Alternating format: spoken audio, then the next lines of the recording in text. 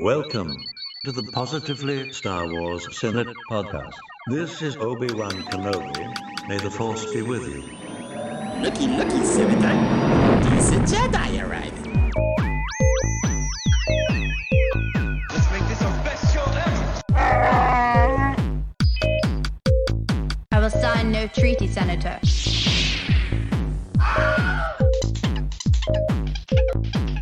I am the Senate. This is the way. Okay, so hello Star Wars fans and welcome to the May 2022 episode of the Positively Star Wars Senate podcast. This episode is recorded 15th of May 2022 using the power of the Force or Skype. My name is Stephen, the Chancellor of this Senate and also the only Brit, as we all get together every month to talk about Star Wars. For the next 2-ish hours, you will get to hear mostly positive Star Wars chat, where we enjoy whatever Star Wars has stirred up to us and have fun along the way. Life is too short to hate. And we all know where hate needs. Hate needs to, help me out guys, hate needs to, fear needs to. The dark side? Dark side, yes, the dark side. Hate leads to suffering. So Anger. Something like that, yeah. So we like to keep it light and fluffy near like a nice little Wookiee.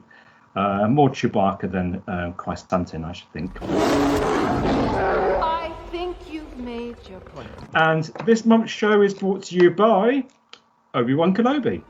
Obi-Wan Kenobi. Because, as we all know, 27th, which is 12 days' time, we have double Obi-Wan Kenobi. If you're seeing double, it's not your eyes. It's 2 episodes released on the same day.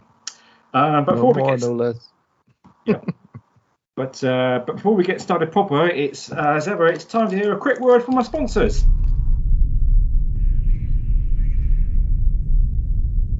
Right, okay, right. That's them having their words, and as ever, we really appreciate whoever they are giving us nothing every month. Right, okay, so let's see, who have we got joining me this month? And I'll go around the Skype table. And we have Ryan. Hello there. We have Marie. Hey. Ricky. Hello. Hello.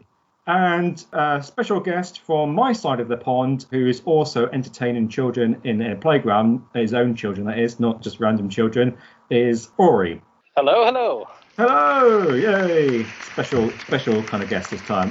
Hopefully Ron will join us sometime before the end of this show. We don't know I where think Ron he's building is. his sail barge, man. We're all secretly hoping that he's opened the sail barge, which he's had for about a year or two now. Probably making some sort of coffee table out in the hallway on top of it. on the box. Yes, but hopefully, because Ron is a resident hunter for bargains every month. So hopefully we will hear from him. So roughly on this show, some of the topics we will be discussing, hopefully, will be the Lego game, which I know 1 or 2 have been playing in here. We have the May the 4th stuff that happened on that day, which is the Obi-Wan trainer, and the Boba Fett gallery episode. We was going to have a question of the month from Ron, but as Ron's not here, we might have to answer it. Might have to ask it and answer it in his absence. I had a little quiz thing which we might squeeze in if we've still got time at the end. And we did say also we might actually get round to the High Republic comics. Should we still okay for that, Ryan, if we have time? For the comics, if we're ready, yeah, I still have the notes and screenshots from several months ago. Right. Okay. Oh, actually, I'm just hearing from Ron in the background. But we will get on with Around the Table, and we shall see what everybody's been up to in Star Wars land in the last 30 days-ish since we were last on the pod. So we will start with Ryan. Well, in the last 30 days, I pretty much kind of kept it basic. So on May the 4th, I bought the Star Wars Unleashed Xbox games, 1 and 2. They had them on sale along with a ton of other games on sale, including like Knights of the Old Republic. But I wanted to redo the Unleashed games, even though I already have them for PSP and my PlayStation 2. I wanted to bring them up to the Xbox. So I did purchase some Star Wars games. So I've been playing Star Wars Unleashed a bunch. And that game still really holds up. It's just ridiculously perfect for a video game. And I'm still trying to finish the Plagueis book, which is a draw so far. So, but I'm still trying to finish. I expect to definitely try to finish it before the next Star Wars book, Brotherhood, comes to my library. So I know Ricky started that, but that's what I'm looking forward to later on. But yeah, other than that, still slowly ticking away at the Clone Wars episodes. I made it up to, I think, season 5, episode 19. So I'm slowly ticking away at that and Which just playing one's some that Star one? Wars games. Yeah, playing some games here and there. Whereabouts are you? Ahsoka was just set up for assassination. So yeah, so someone a building you're getting blew up. into it now. Yeah. Yeah, it's getting really good and really dark, and just even like I guess you can call it acting, but the way they portray the characters was really good. And Anakin's edge, where he's yelling at the clone troopers, where he's like, "You will let me in there," and they're like, "Sorry," Tarkin says no, and it's like, "Whoa, this if he was a Jedi, he sure is a jerk." Yeah. So yeah, it's definitely the story's been picking up for a couple seasons now, so I'm still happy with it. I kind of got off track. And it might be a swear word here, so I might have to be bleeped, but I did watch a couple episodes of Star Trek. So I've been off of it for like a week or two since I got Paramount. I'm so sorry. So you're covered in tribbles. Yeah. So, but I jump back to Clone Wars when I have time and when I'm in the morning eating breakfast. So that's just general for me. A couple video games and still reading books.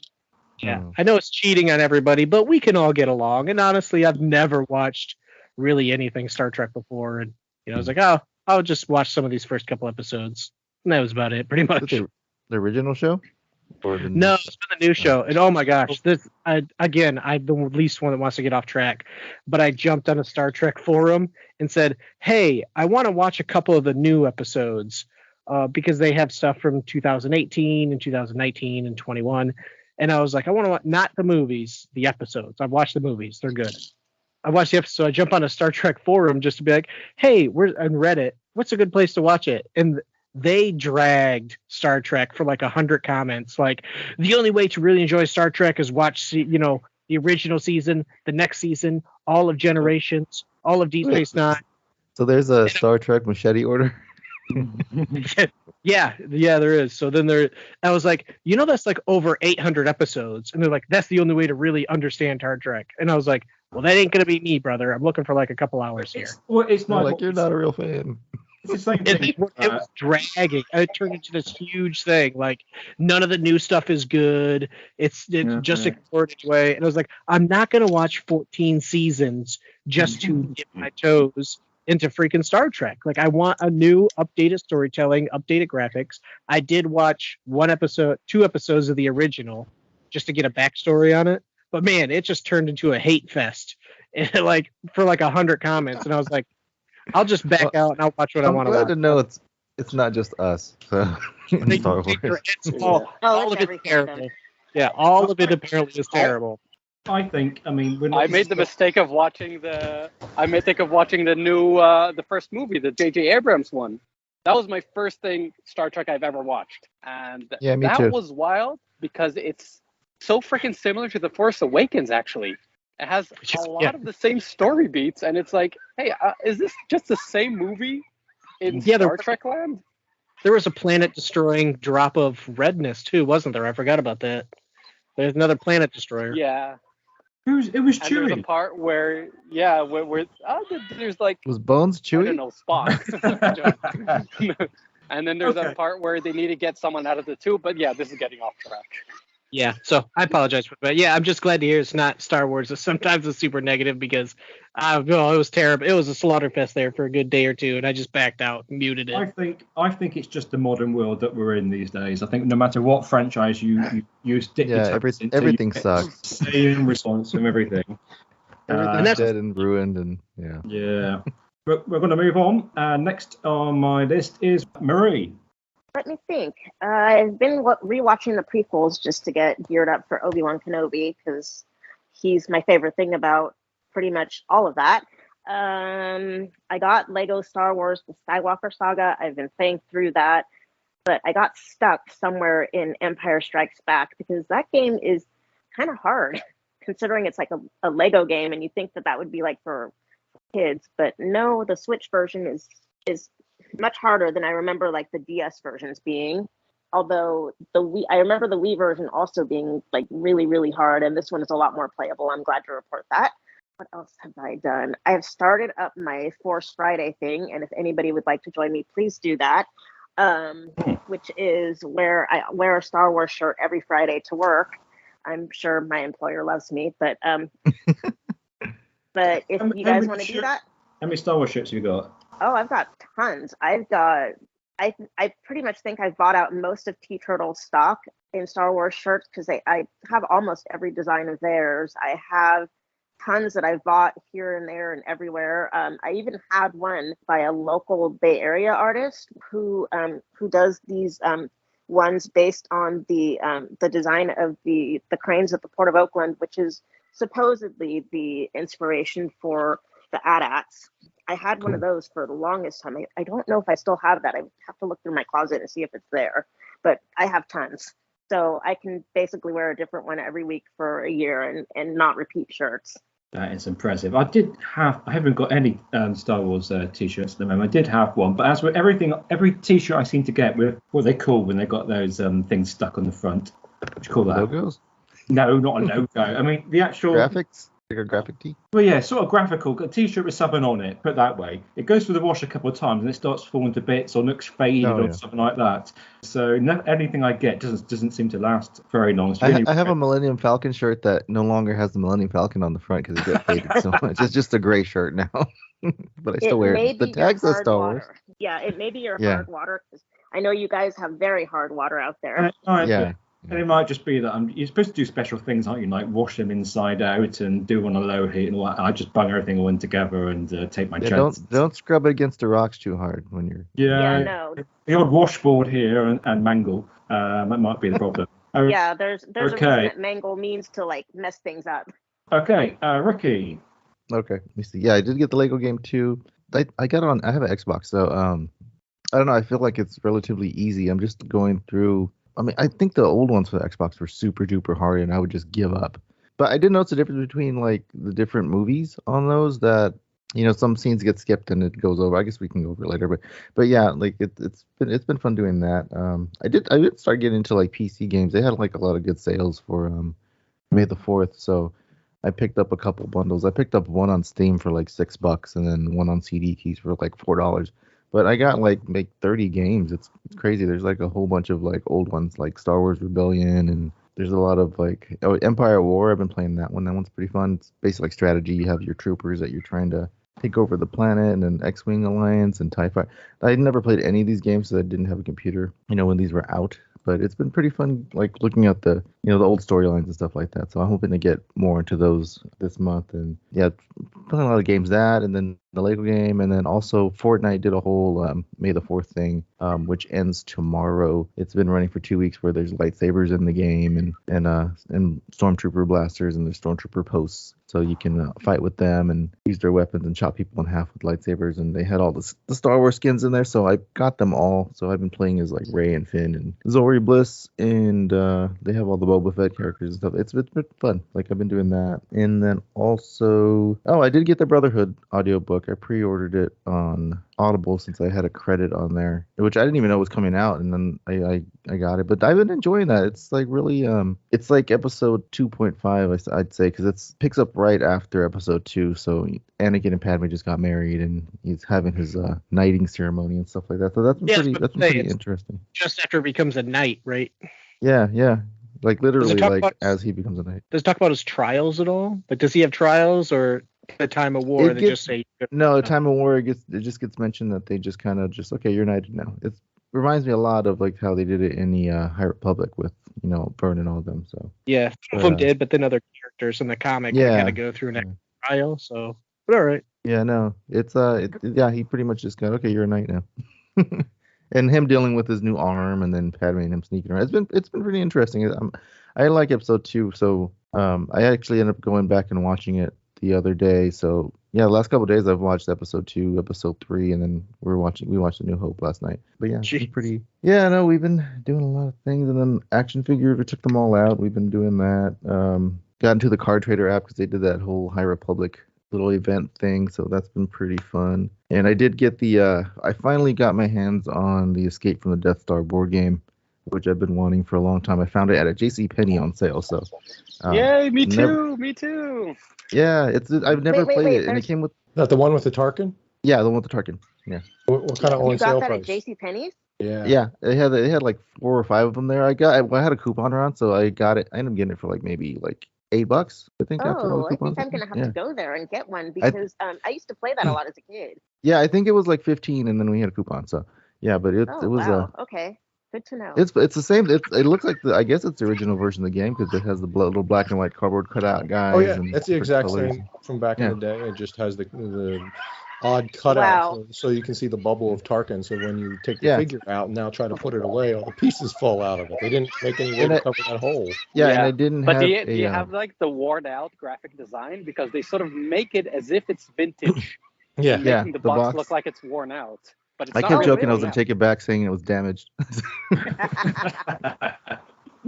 Okay, that's that's something to tell my aunt, who's my fellow Star Wars initiate. That was a weird distribution of that game. It was a recollection. It was a Target exclusive, and it did pretty well there. And then it got blown out. I remember seeing stacks of them at the Ollie's discount store. Yeah, I remember. Stacks and stacks of them for about that $8. I think they were $9.99 until they had like a 15% off coupon. Yeah, I was able to get a bunch of trick or treat fodder, if you will. But was surprised around that same time frame to see that 5 or 6 of them, like you said, at a JCPenney's. And I was like, what an odd play. But the toy person, it was around the holidays. So the JCPenney's not normally with a toy department, but kind of spins or increases the footprint of theirs a little bit around that time or whatever. And their toy buyer must have saw them out there and decided to pick them up because it was still the full retail price at that point, the $30 or whatever it was. I was just like, oh my, the poor grandma or mom or pa that buys it. But, some kid would be wicked happy for it kind of thing. But so, yeah, that's interesting that you still here this late in 2022 found that at a Penny's. Yeah, I was glad to have found that, and I had to pull the trigger on it. But yeah, it's fun. Like it has the little cards and stuff, to move forward. It's classic board game stuff. I used to have like old He-Man Masters of the Universe board game back when I was a kid, and it totally reminded me of that. Oh yeah, as OTG, that game was played a lot back in the 70s. Yes. 80s. That was board games. We didn't have video, so it was. I tried with my nephew. We made one game, maybe 2, and he was finished. It just didn't hold. It's not pixels and graphics and mining for diamonds and everything else that goes into gaming these days for kids. So my daughter loves board games, so we had a blast doing it. Yeah, if we're not playing Battleship Star Wars, then we're playing something else. We have Monopoly and all kinds of different Star Wars games. So so this one fit right in. So I was happy to have gotten that, but yeah, that's pretty much it. Keeping busy. Something every something getting some blue milk for May the 4th and all that. I think I got a couple action figures. I don't remember since the last time if I got the Ahsoka one, but now I have it. But now I have Tarkin. I didn't have Tarkin before, so now since I got that board game, Tarkin's in my collection. So we might have to. Might not have much time next month, but maybe the month after we might have to do another more book review stuff. Ryan can remind us or tell us about Plagueis, because I haven't read it, so it'd be interesting to hear what's in that. And you haven't read Plagueis either? I have not read Plagueis, no. It's a great audiobook. To the High Republic. It's been years. I started reading Star Wars stuff in the High Republic, yeah. I've started to skip Brotherhood, but I will welcome hearing what Ryan and Ricky have to say about it when we get. I'm definitely enjoying it so far. I am saving myself for the sequel trilogy book that's coming out late June.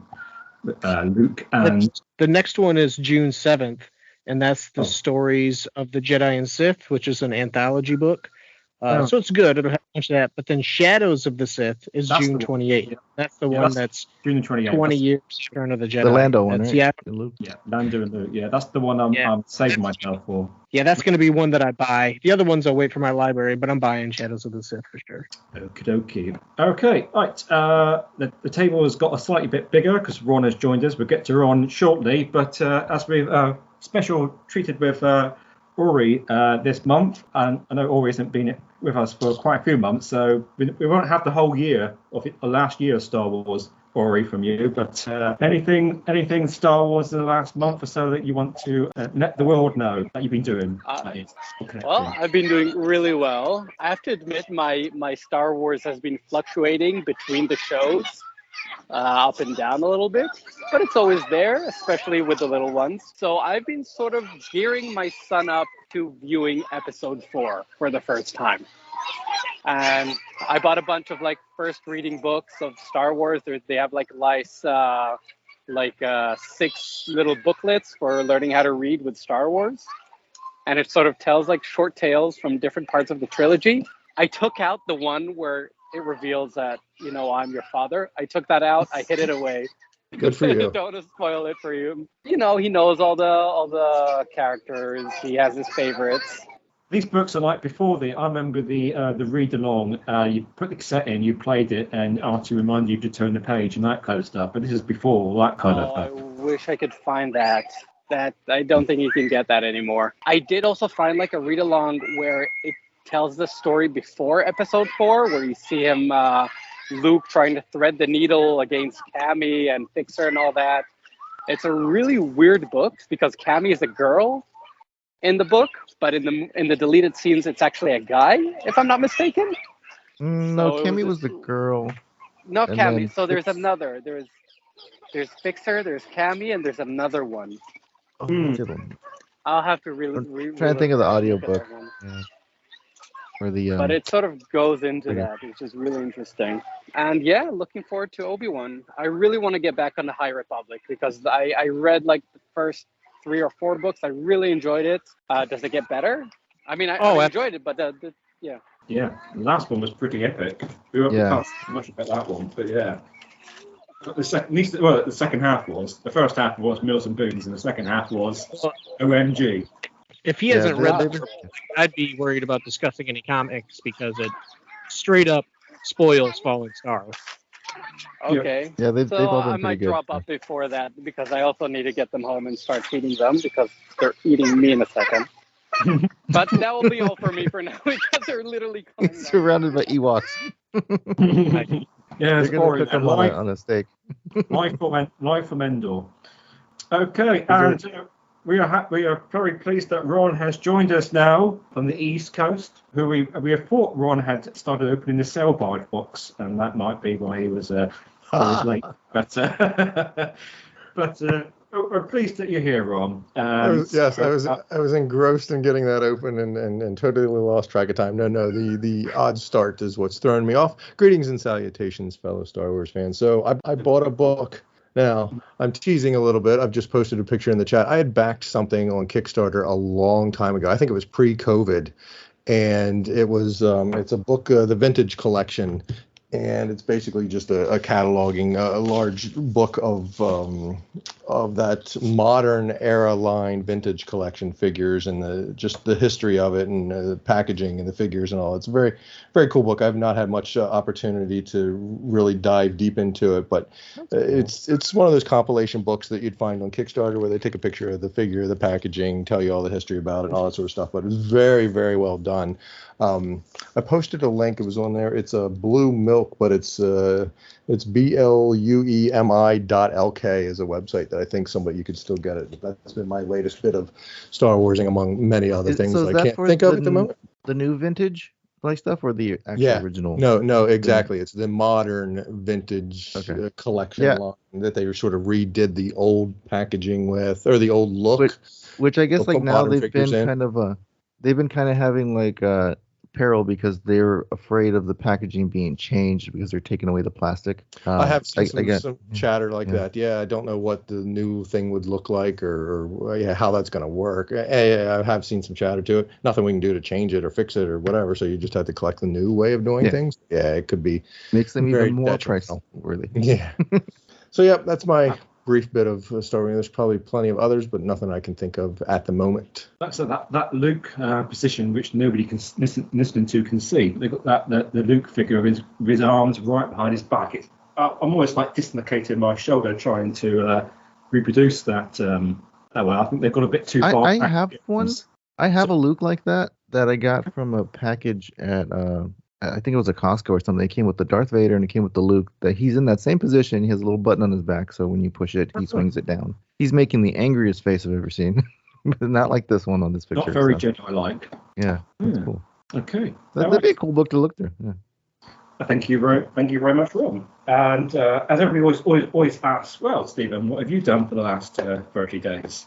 And I don't say anything because I usually don't have very much to say.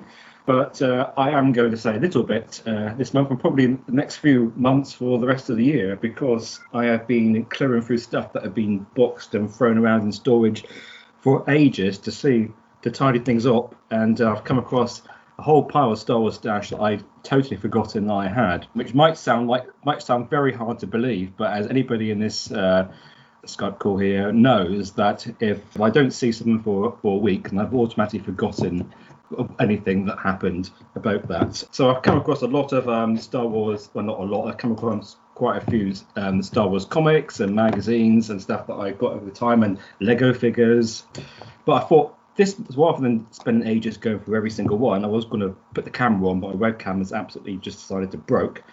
I thought I would say about the two little books that I found on my shelf in here. I'm actually coming to you live from my bedroom office, the room that has been left as a store for a long time, and I've been elsewhere in the house. So I've come on here reclaiming civilization.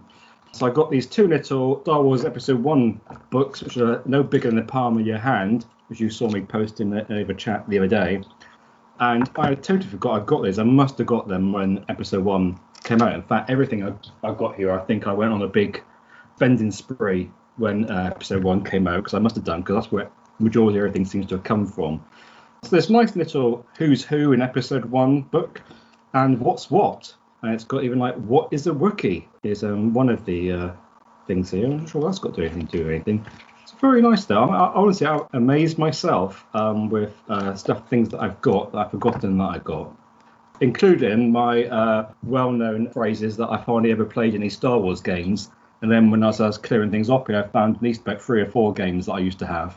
So I would take everything that I say with a pinch of salt in the future, folks, because it is quite clear that I have no memory at all, which pretty much you probably already know. So I am reclaiming a lot of my Star Wars stuff, including some Lego things I got here, and I'll try and get some batteries in my X-Wing thing I've got, and play you some sound effects from that, which is quite a nice little gadget. Strangely enough, the one next to my X-Wing model is a Dalek model, and they've both been in here for about years. I've never used them, and the X-Wing thing, battery's flat. Dalek thing still going, amazing. So I'm very impressed with battery life sometimes.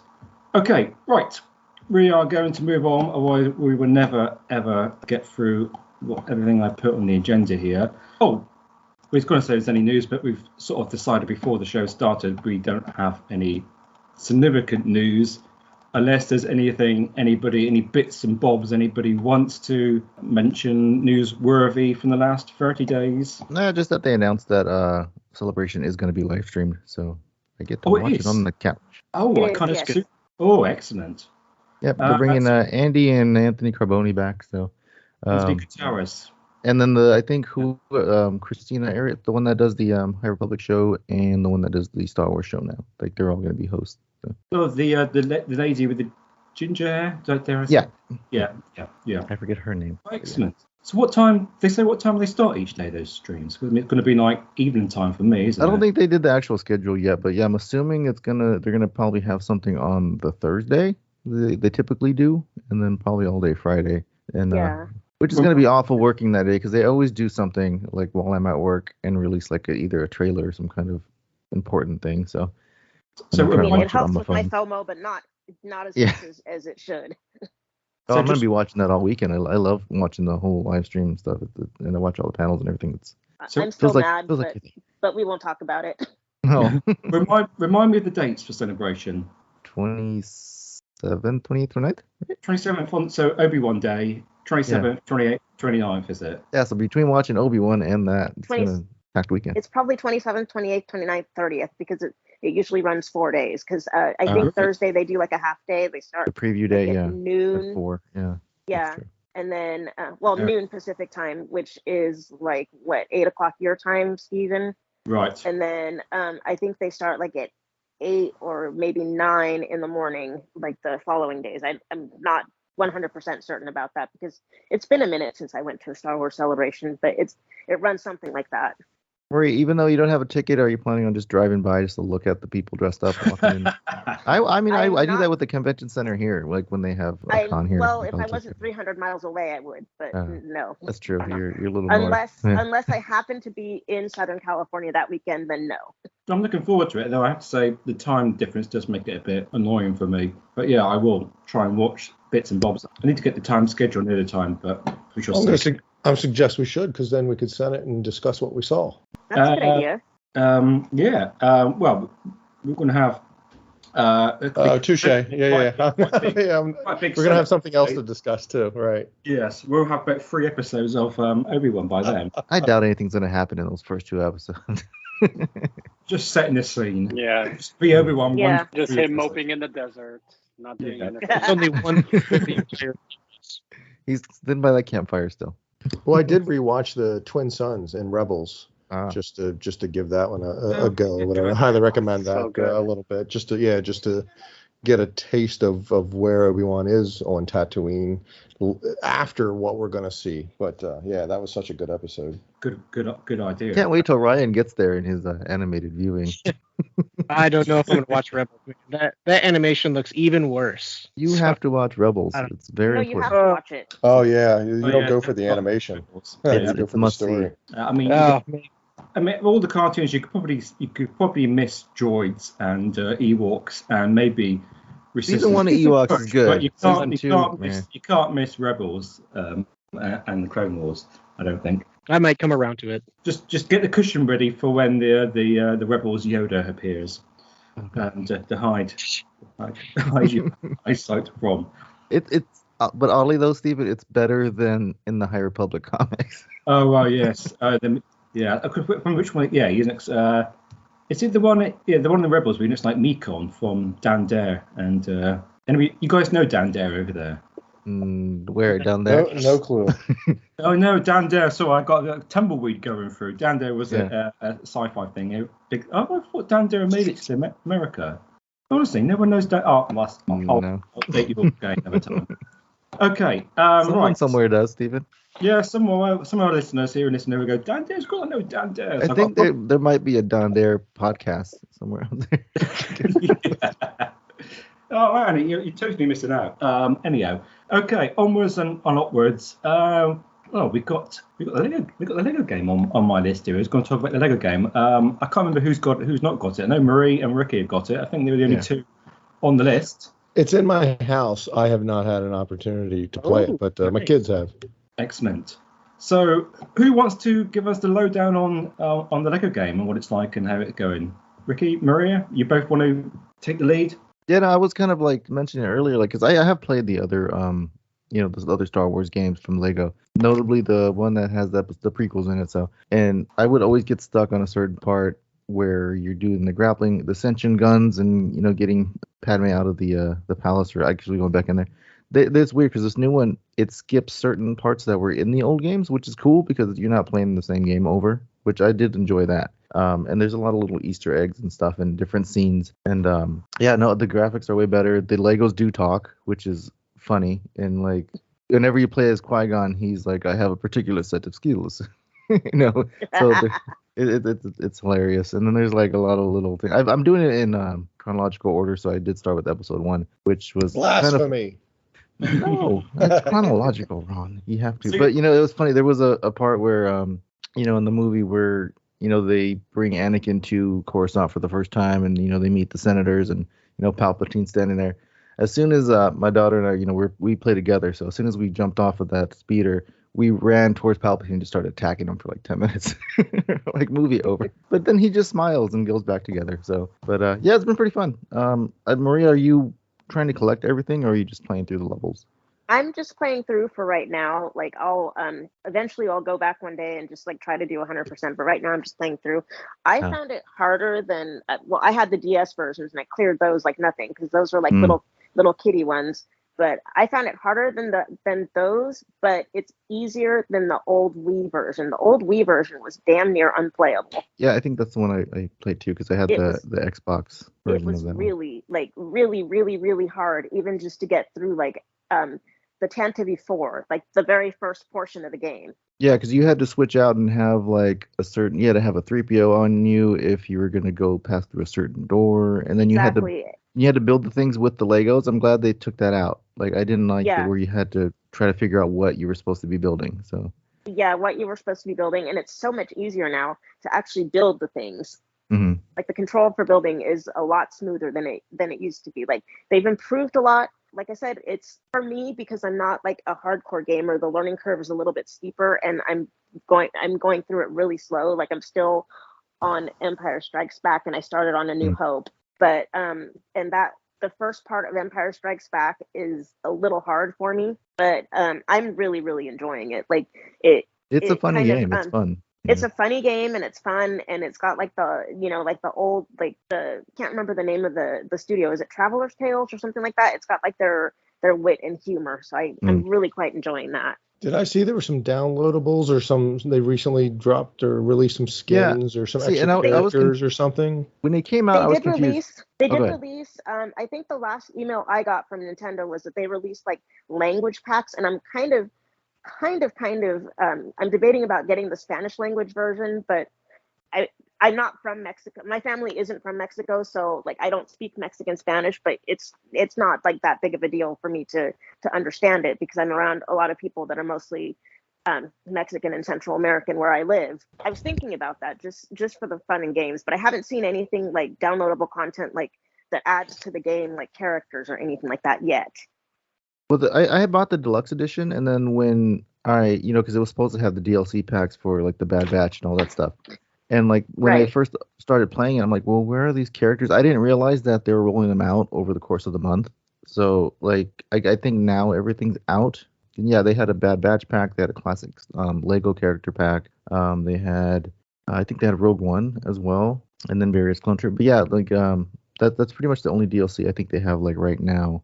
Is just the character. They do have language packs. They had, I know they had that Spanish from Mexico pack. I guess like putting in the titles or maybe the speaking in Spanish, which I always like to do that, like switch over to the Spanish audio in Star Wars movies.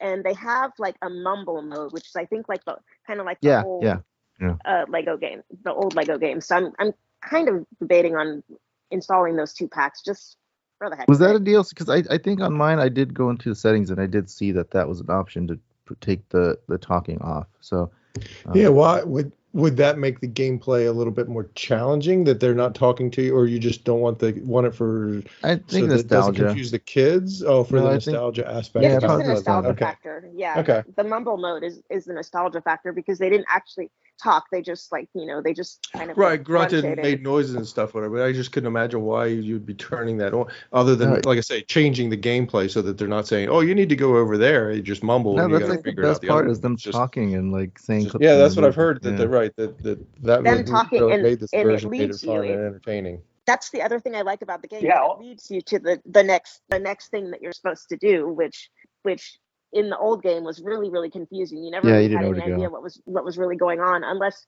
you were playing the DS version, which was very, very limited in what you could do. And, it was going straight from one thing to another. And it was very straightforward.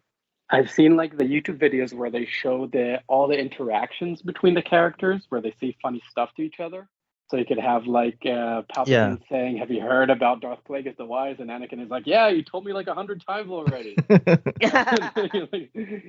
try to put all the characters together to see if they say like hidden funny stuff. That sounds hilarious. Yeah, there's like a lot of obscure like inside Star Wars stuff in there too. Like on the I don't know if it's spoiler, but like in the Phantom Menace level, there's like a mission called Ghost Protocol, and I guess there's some kind of ghost protocol droid that randomly, walks around Tatooine, and I guess it comes from, I don't know if it's from a book or what, but they put that in the game. I guess it's like a weird story where like there's this phantom protocol droid that they keep finding in the town covered in blood, I guess, and so they destroy him, and then he randomly walks back into town the same way. So they put that lore into the game. I forget where I looked up on it to see where it actually came from, if it was a real thing. But yeah, I guess it was in some story. So that sounds wonderfully kid friendly. Yeah. Yeah. There's no blood in the game, but he's just a little gray ghost looking, creepy looking 3PO. But yeah. And Maria, I did, and I think I gave this to somebody else in the group too. Did you use all the codes for the characters? Yeah. And get all the holiday special ones? Yeah, those are fun. Yeah. I haven't gone through and gotten them yet, but I will eventually. Yeah, because I did see when I bought the physical copy, it had a little insert in there saying like, if you want tips, go on this website or whatever, and they would have special codes if you asked a question or something like that. But I think somebody just released all those online. So. Yeah, I saved that screenshot. But yeah, you can play all the holiday special characters? Yeah, well, I mean, from the Lego, the new one that came on Disney Plus, so it has Poe in a Christmas sweater. Like the four-armed like cook lady. That'd be awesome. No, that'd be cool if you can whip. Yeah. or Nala and Itchy. Lumpy, yeah. Lumpy. Or Itchy. Is he Lumpy or Itchy? I don't remember. Isn't Itchy the grandpa, right? Yeah, Itchy's the grandpa. Yeah. Itchy's grandpa. Yeah. You see the one who puts the goggles on and sees that? Yeah, the Diane Carroll song. Yeah.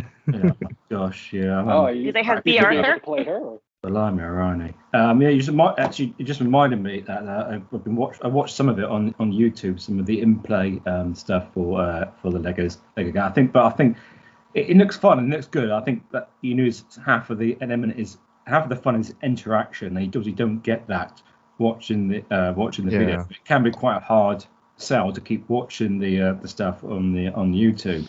But that reminded me that slight tangent I should have said in the around the table thing. I've been going back through watching the documentaries, official documentaries for each of the films and stuff. So I've done episode 1, done episode 2. Oh yeah, you were doing that.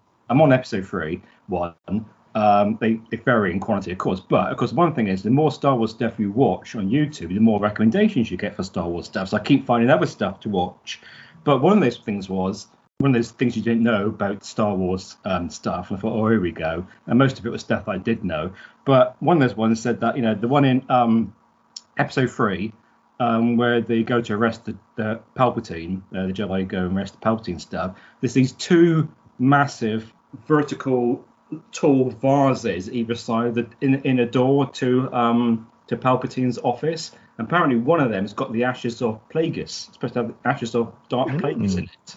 And I think that must have been in one of the visual guide things that was revealed, which was quite interesting. That you literally got Plagueis in ashes in a vase in Palpatine's office, and nobody's picked up on that in the past. Not even the cleaner. I'm gonna have to look on the credits to see who played him. Yeah. Who played the ashes? Yeah, who played the ashes? Play as the ashes.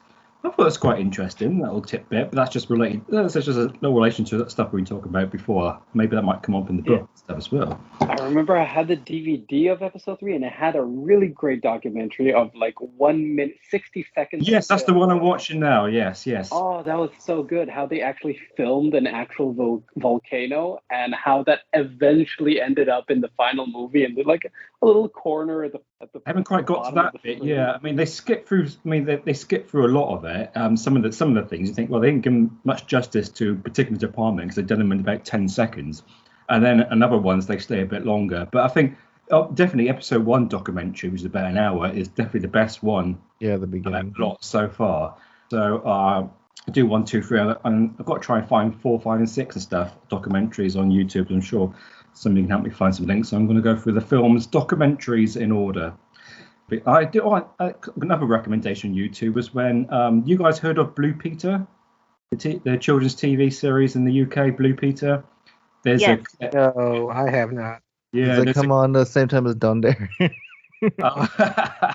Probably, but I got another YouTube recommendation of when Mark Hamill and Carrie Fisher and other people dressed up as R2, C-3PO and Chewbacca came onto the Blue Peter TV show, and I have a little interview. And as you did on these TV shows, you got they had animals on the TV shows. So you got Carrie holding the tortoise, which is part of the kids show, and you've got Mark with the cat on his lap. But it is interesting because it's at that time where Mark's talking about, we're doing 4, 5, and 6 now, and in 10 years' time we're going to find some new actors, and we're going to go back and do 1, 2, and 3. He starts talking about what happens to Anakin and stuff like that before episode 4. So I mean that was back in the time when that was that era when George had the plans, what he was going to do, which obviously didn't really happen at that as we know.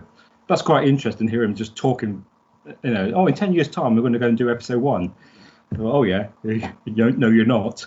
Anyhow, okay. Let's move on. Stephen, when you go to the OT documentaries, I think Empire of Dreams is probably the longest one that they have. It's got some. I remember watching loads of stuff back in the days when all we had was the original trilogies. They used to be repeated all the time. Summer. There used to be like behind. Well, there's the making of Return of the Jedi. That's the other one that I found on YouTube. Oh yeah, yeah. That one they go through the music and the band and all that stuff, and the Rancor making and all that goodness.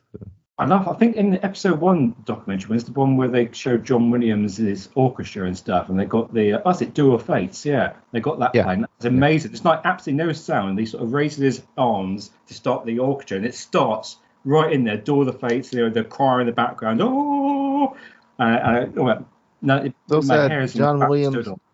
John Williams never gets to enjoy a Star Wars movie because he has it spoiled from scoring it. Oh yeah. He says he hasn't watched any of them. Well, he kind of has, but without really watching them. Yeah. Okay, we've got to move on anyway. We've got stuff to get through, and we've got to go back in time about 10 days now to about May the 4th. Be with you, everybody. And on that day, we had 2 things dropped for us. I'm pretty sure that we had the Obi-Wan Kenobi trainer, and of course the Book of Boba Fett gallery. Oh, I thought you were going to say the card trader app thing. Like that was on the first. Yeah, never mind. I got confused. But get to that. So we need to discuss the Obi-Wan Kenobi trainer, which I know is the bit that Ryan's really been looking forward to this month. We normally replay the trainer. Do you want to? I don't remember the trailer. Ryan might have to close his eyes doing this in this section. I will fire up the trainer and I play that. I was watching episode 3 yesterday, and I got to the part where the pawns are on Utapau. The ones that are supposed to be the same as the Inquisitor. They have the same shaped head as him on the show. Like the only difference is like the main guy Obi-Wan's talking to has this giant cowl that surrounds his head and makes his face look thinner than it actually is. But their head shape, they have kind of round heads. Yeah. Once we've had a few episodes, we'll be talking about that for sure. I imagine. Okay. Roger that. Okay. Going back to the beginning and play.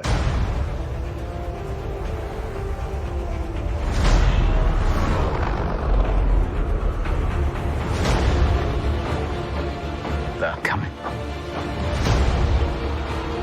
Stay hidden, or we will not survive.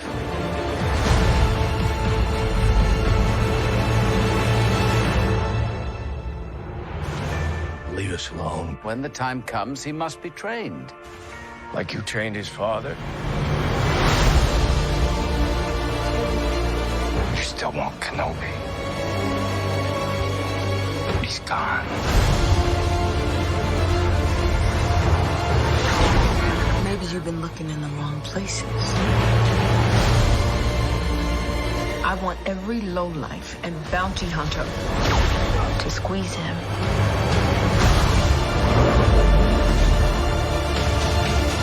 You can't run, Obi-Wan! You can't escape him!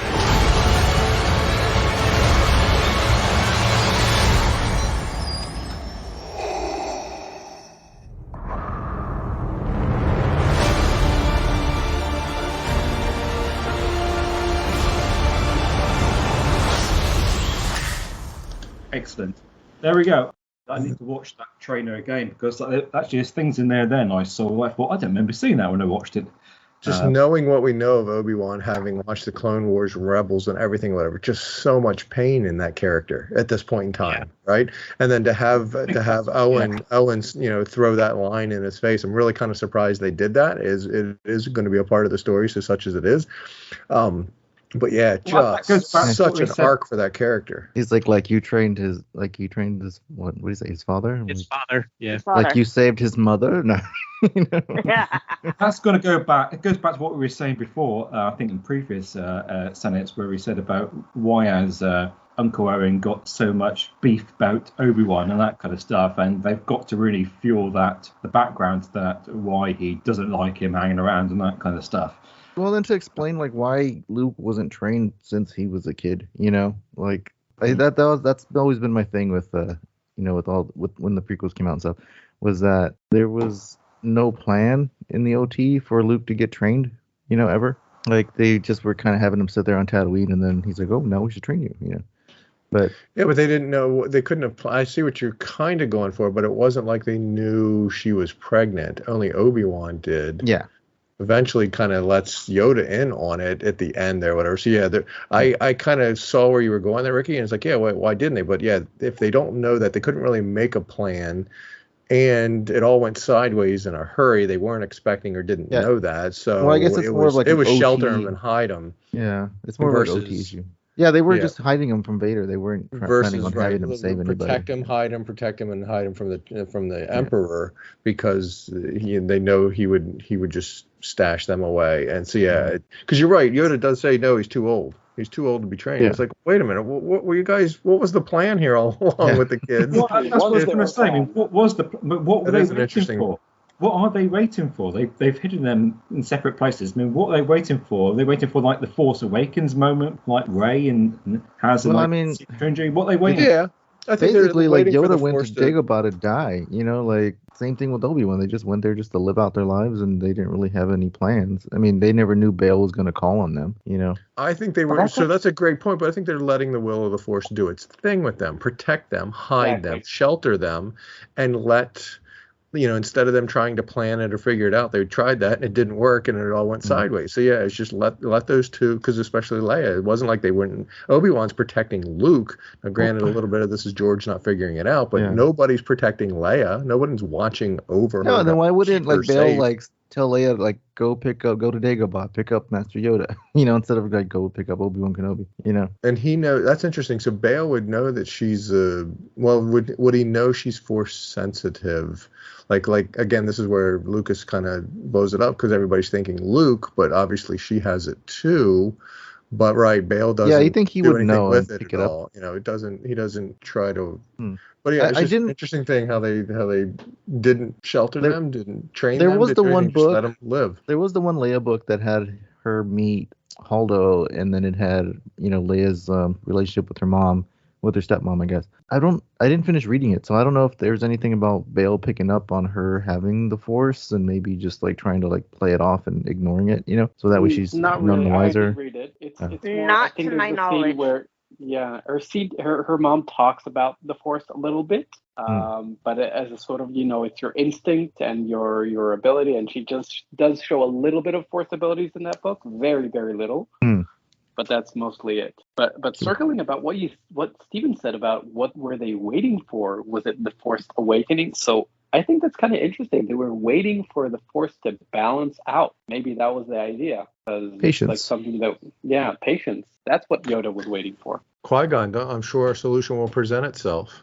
And then, or the cards would tip in the case of what we're going to see with Obi-Wan, what we don't know, but we know where it ends up. The R2 comes, help me, Obi-Wan, you're my only hope. And they go back to Owen and Beru and see them blasted. He realizes a stormtrooper in play, and he has to say, all right, well, no, now we have to get in the mix.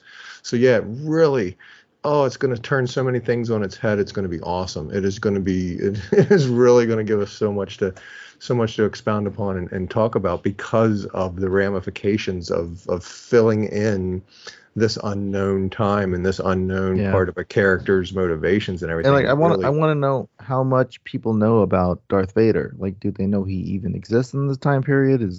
Does Obi-Wan know? Does anyone know that there's a Sith Lord running around, There was an interesting thought because Leia in A New Hope is not phased by him at all. So he can't be this badass presence in the galaxy, so to speak, or whatever. Or it just speaks to her badassery because she just flat out snarks him to his face. And if he's the ultimate, bad guy at that point, she could have snapped his neck. I don't know. It is to the point where she says "Oh, Tarkin's holding your leash. I should have known you were here."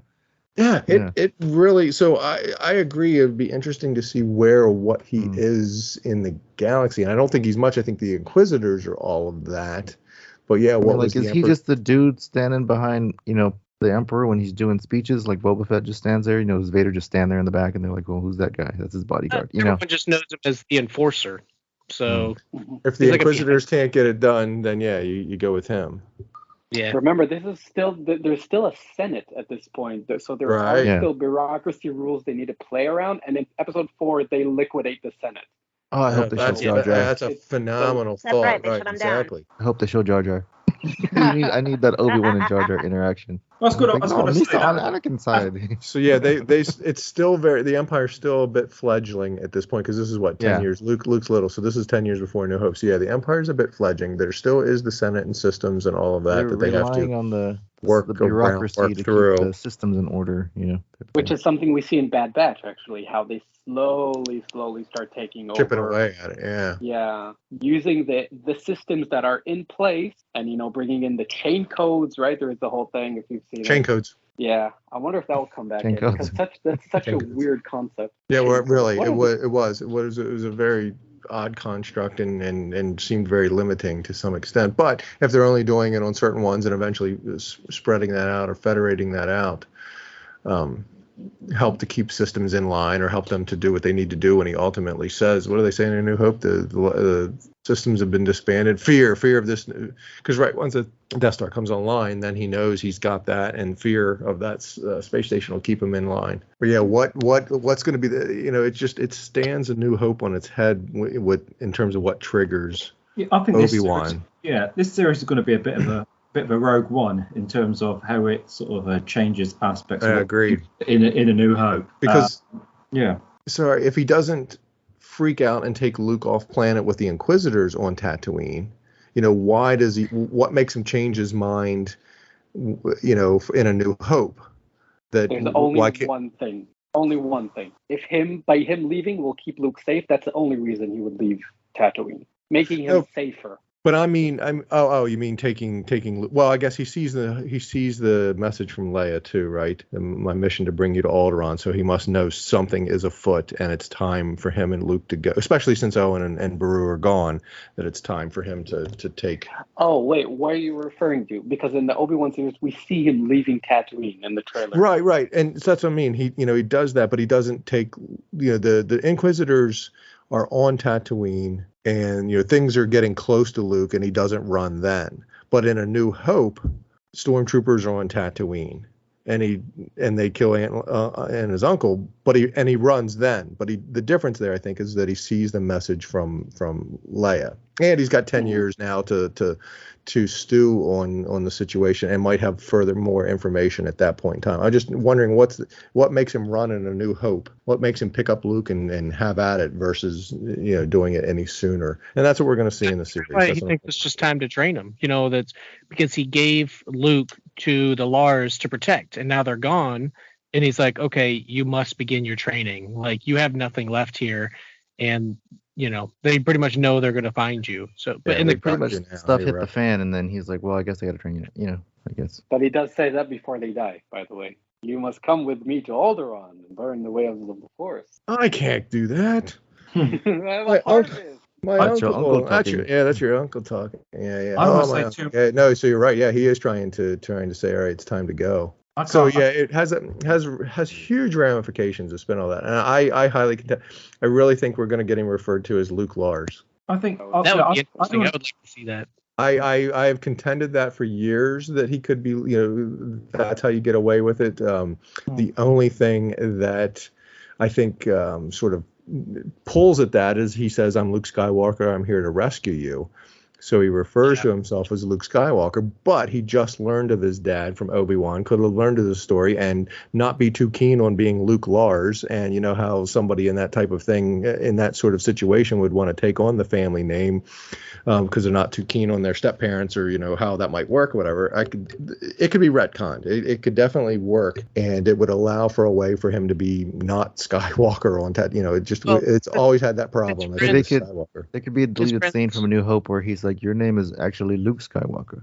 Your father was Anakin Skywalker. Well, his friends call him Skywalker though. Like when he meets, they call him Wormy. The other pilots. And stuff, Oh like, yeah, Biggs does. I knew him growing up. That's Luke Skywalker. You know, they all know his name. Otherwise, it's just. Am I forgetting something? When does that? Well, so I'm forgetting something. Biggs, right? Yeah, Big Starlighter. That's what it is. I was going to say Dash. When does Biggs call him Luke Skywalker? He says, "Does he?" I just watched it last night. Does he say Luke? And then there was that other scene with the older pilot guy that walks up. He's like, "Oh, I knew your father. You know, he was a great pilot too." But they switched that. I know in the books he recognizes him as Skywalker because they say from a certain point of view books they say, "Oh, Luke Skywalker blew up the Death Star," and they even say that's how Vader finds out who he is because they know it's Luke Skywalker that blows it up. I'm gonna have to watch those deleted scenes from A New Hope that show Biggs and him on Tatooine and everybody in the Tashi station. Because there's definitely a lot of ancillary stuff that it refers to him Luke Skywalker. I've always said the cards, the original trading cards of Luke, all refer to him as young and show him as Luke Skywalker. But from a movie standpoint, from that actual standpoint or whatever, there's nothing that would, or I don't think I'd have to rewatch A New Hope to see could he be called Luke Lars during this time frame. But if books are referring to him as Skywalker, or his friends are referring to him as Luke Skywalker, definitely makes that a bit of a challenge. Somewhere there's a Hank Skywalker walking around Tatooine that just gets ignored. That was always a challenge when it was Anakin Skywalker. It's kind of one of those things that we have to accept because the movie's based around Luke Skywalker. While it makes sense to call him Luke Lars, that's not what was chosen. Nobody knew this was going to become a 40-year franchise. Touche. Yeah, exactly. Yeah, so it's like, and Skywalker's a cool name, but we all know Ben Kenobi. Didn't George say that Skywalker's as common as Smith? Yeah, he tried to fix it that way. That is terrible. That's patented George. That's okay. I need to add another character that's named Skywalker that's not related to anything at all. At this point, it's the rise of they've put so much on it. You can't. Yeah, on the same planet, a human won the very first ever pod race named Anakin Skywalker. You wouldn't. Hell, I drive by a road sign that says, Fields Road, and I'm like, I take a picture with it. You wouldn't think that or Cecil Fielder was a great baseball player, and I liked him because he had a name close to me. You wouldn't think that the very first human to ever win a race called Skywalker, and you wouldn't ask your uncle about it. And it's like, and he's your uncle. So it's like, wait a minute. Like, he's just like, shut up.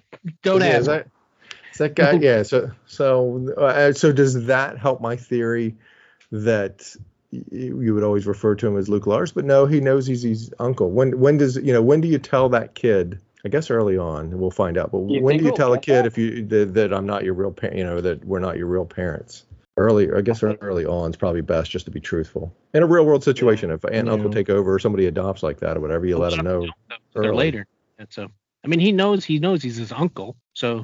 Well, but in the Kenobi series, is that little kid going to know he's his uncle? Who knows? Yeah, you never know that came up. And that's where I subscribe to they might be going with a Luke Lars in order to keep him safe.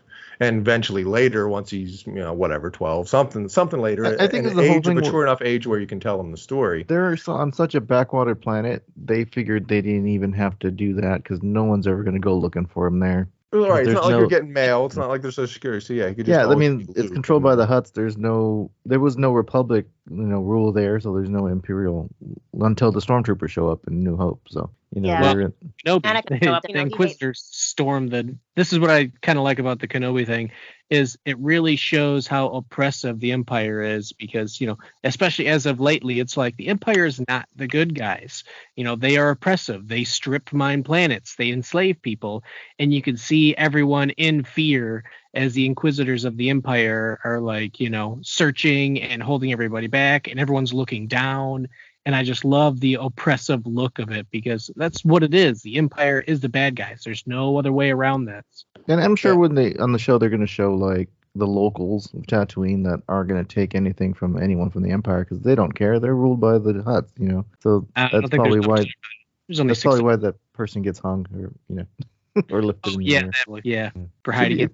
Or something. That seems dark too, and that's what's really good about it. Yeah, it's going to be interesting how they explain some of these. I'm sure they will sort of retcon and fill in some of the gaps of how things are going down on Tatooine during this time. I'm thinking that I can understand Owen and Beru and Obi-Wan covering things up, but if anybody else in on the planet, or not on the planet, but nearby, knows about Luke and stuff, are they really going to watch their friends or family be hung by the Empire, not say anything? Does anybody like have any guesses of where Obi-Wan is going for work? Because they show everybody on the transport. Well, they'd say the name of the planet, don't they? In some of the synopsis. It's on Tatooine though. Like in that scene where is it? I'm sure it's another planet. You sure? There's two. I think there's two transport sort of things, whatever. And one looks like he's just going across the planet somewhere. Yeah, like I'm sure I've read versus space travel. Yeah, he's definitely going to another. There's definitely where he's going to be on something traveling to another planet. But I think what Ricky's referring to is a transport that looks more. It's open cockpit and open cockpit. I have a theory that they're going to the Space Vespa factory to make the shiny red and green Vespas from Boba Fett. Oh God. That's my theory. You're proud of that one, Ricky? Are you sure he's not just going to be a desert scavenger, kind of like Rey? Oh, maybe. I mean, I don't know. Did they ever free the slaves on Tatooine, or are there still slaves? Because I know I guess there was something in a book where Padme sent Sabe to go free the slaves or something like that in one of the books. I don't remember. I don't know that, but that's something that's going to be interesting to see. And, But I'm pretty sure I saw something. Never mind. I'll be quiet. I think I know what you're talking about too. I think I do remember hearing something about him scavenging. I remember if I heard something or I saw something about him being kind of like at one of those, kind of like that scene in The Force Awakens where they're sitting there like cleaning stuff. Oh yeah, I think I did mention that the first time we saw the trailer. I'm like, that looks like the tables on Jakku. Yeah. It looks like the tables were like the cleaning stations or whatever. Yeah, the cleaning station. Remember what they called that. Did you watch, Marie? Did you watch the Ewan McGregor interview thing that I posted? I don't believe so. It drops a bit about. It drops. So we're all discussing about what's going on, what's Obi-Wan's motivation and stuff in this series, and then Ewan, as ever, drops what I would see as a great big clue in his interview, just like it, just a passing comment sort of thing. I was like, well, that explains what's going on here, and I can't say it, and I can't interrupt what anybody said on theories and stuff, because he pretty much gives it away in that interview. So don't watch any of the interviews that they've given for the show coming up if you don't want to know too much. But I don't think I watched that one. I'm trying not to spoil myself too much for this one, because I said on an earlier podcast that this is something that I waited literally my entire life for. So I'm trying to be good and try to spoil myself too much, and we've only got about 12 days to go. So yeah, it's going to be difficult. And I think everything that they said that was coming out this year and next year and stuff, this has been the one that I was looking forward to the most. It was the number one thing.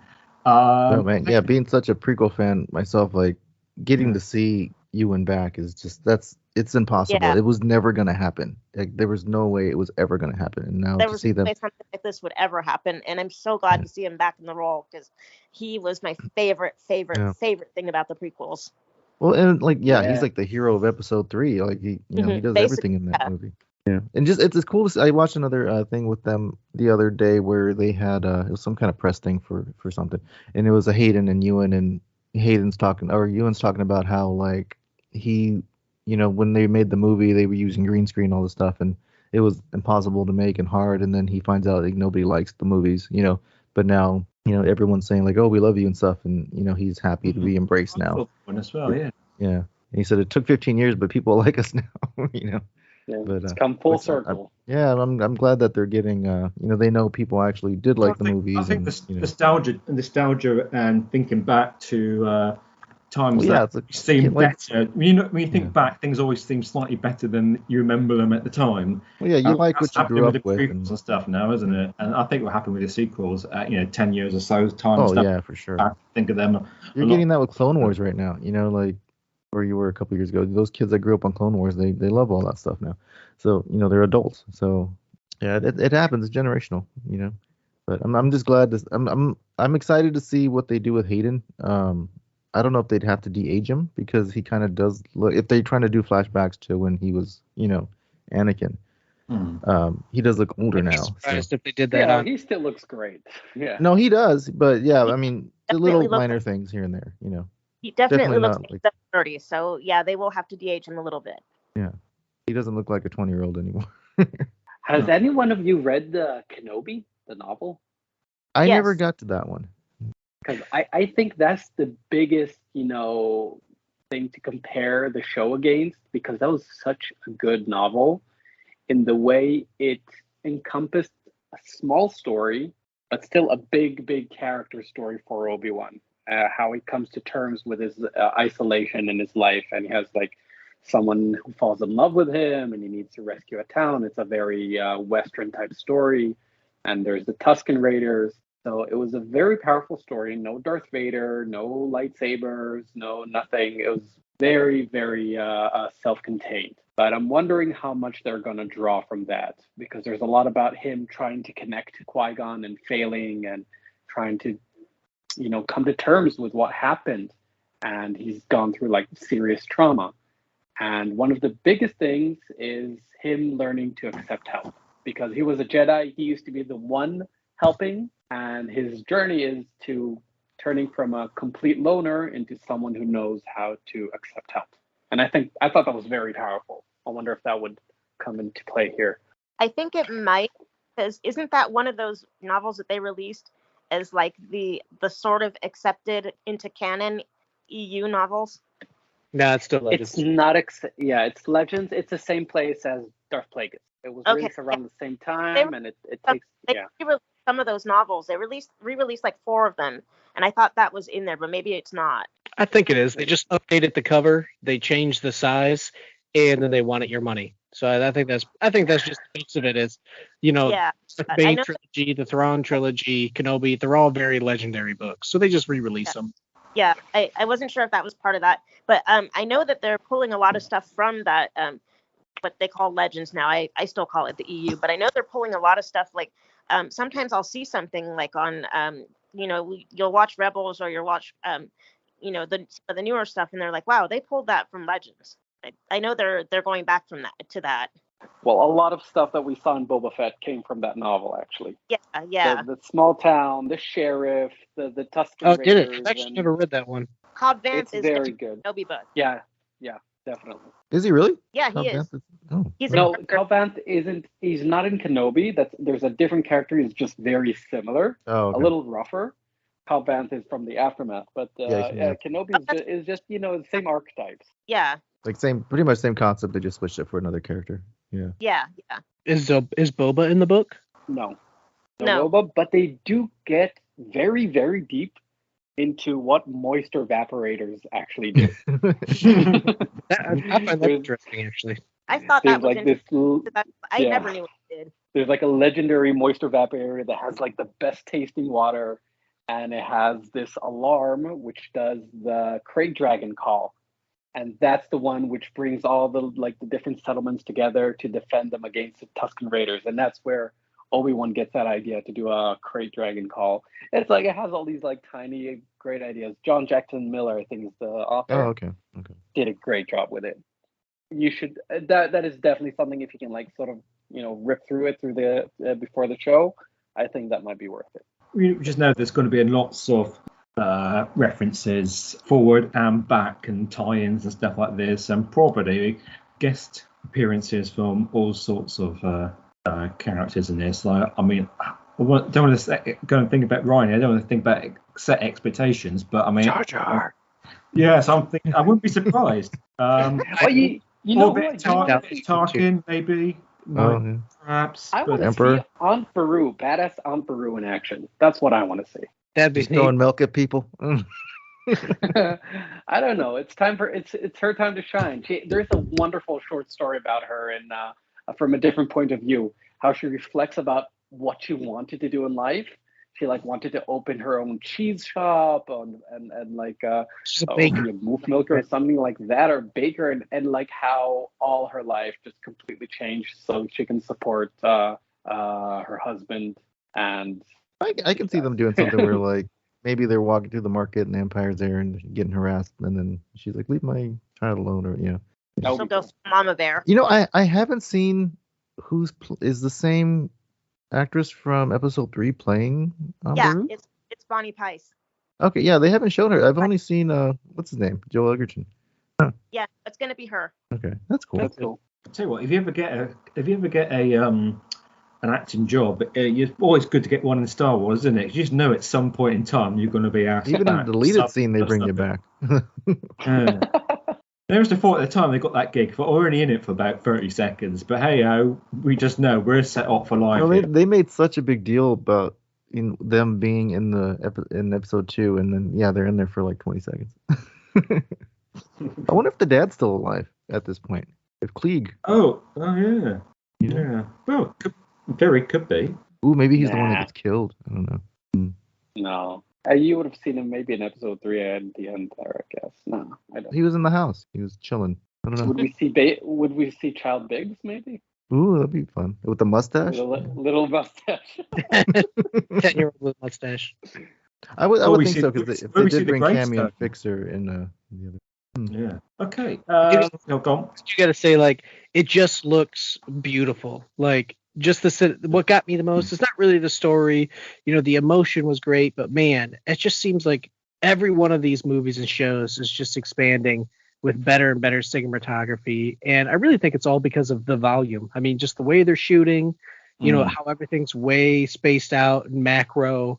It's just, that's what has me most excited. And it just sinks my heart how great the cinematography and the acting is. And I know nothing about any of the sisters and brothers and stuff like that. And that's one thing I'm maybe worried about, is that this is so in the middle that we know the outcome of all the maybe not outcome, but we know the brothers and sisters, they don't appear till Rebels, right? This is a Rebels thing. Fallen Order, I killed like 3 of them. So, and I think that takes place before. We don't know exactly how. Well, we can't say for sure there aren't more before or more after. Say that for sure. But these are definitely, with the exception of the brother and the Inquisitor. Yeah, that Reva, she's a new one, and I think the other one with the tendrils or whatever, that's a new one. So I just wonder if there'll be any kind of like big deaths, because we know nothing could really happen between Vader and Obi. I don't want to get into it. Like I said, I don't like discussing this stuff. And if you guys know all the brothers and sisters in Rebels, this takes place years before Rebels. So you automatically know who's going to survive and not, unless it's, like you said, a brand new character. I think in Rebels, they only had like 2 of them in there. The whole series. I know there's remember now. Yeah. It was the 9th sister and then the 5th brother. Those were the only 2 I think that were in there. Okay. I know there's another one. I just don't remember. I just want to see the helicopter blades. That's all. Oh yeah. Are we gonna see helicopter blades? Yes, I want to see it in live action. Live action helicopter. Yes. Okie dokie. Oh, okay. Did you see the shot? There's a shot there with escape pods. That's a new one I saw. I didn't notice that before. You see like 2 escape pods flying through space. Oh, certainly some that looks like escape pods, aren't they? Yeah. Or probe droid pods. Ooh. Good, yeah. Would they need? I guess they would need pods, right? Because they land like meteors on the surface. Huh. Yeah. They emerge. Yeah, I always assume they crashed and stuff, and they come out whatever's crashed, and that's true. Yeah. Yeah, that's pretty good. That's really good, actually. I looked around like, wait, what? I told you, I read my kids' Star Wars books. I have to do all the voices. Oh, yeah. Yeah. He's a performer. Okay, right. That's that for Obi-Wan stuff. Guys, I'm gonna okay, yeah. now, so I can get into High Republic stuff as well. Right, no worries. All right. Good meeting you. Nonsense. Bye. Bye. Bye. Bye. And then there were 4 because Ron's also had to leave us at the time. So Ron had to make like an Organa and bail. I didn't even notice he left. He said it quietly in the chat rather than There's just the Jedi robe on the floor. Yeah. Right, so what we got left to discuss? Do we want to talk about the Book of Boba Fett gallery thing? We've all seen it. Yeah, and heard the wonderful song by Tamura Morrison and Robert Rodriguez. Oh yeah, I loved yes, that was good. Yeah, that was good. I'm bad. I'm sorry. Oh, she hasn't watched it.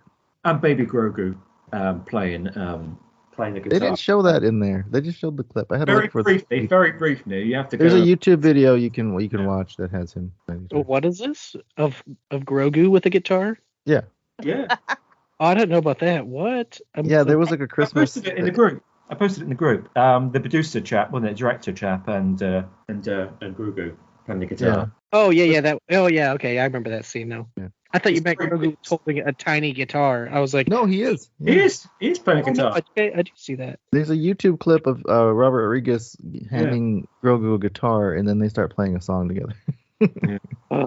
It's very, very briefly in the actual episode, isn't it? But the full note thing. And I'm pretty sure, Robert Rodriguez, I've watched a lot of his stuff.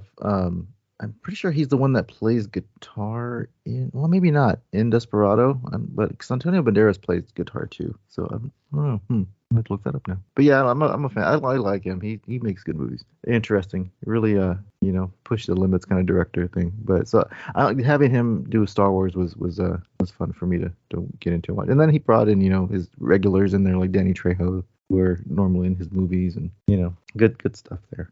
I quite enjoyed it because it's they've not given us a lot of behind the scenes stuff from like Mando and stuff like we got so used to it, like with Rebels and other stuff behind after shows and that kind of stuff. I mean they sort of didn't the first season of Mando they did something, didn't they, behind the scenes? Yeah, they had the gallery for Mando. There's like nothing after that. I don't think I ever watched it though. Like I watched like maybe the first two, and then I was like, they're just sitting around talking.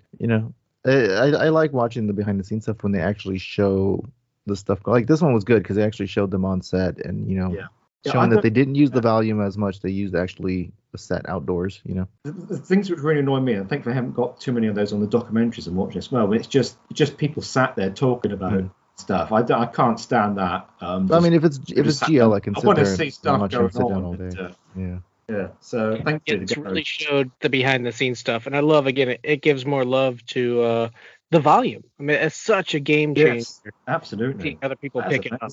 I mean, it's just like one? Is it just one screen? Is it? It's not. It looks like it's a room. Screen. I mean, how? Yeah, but it's a giant room.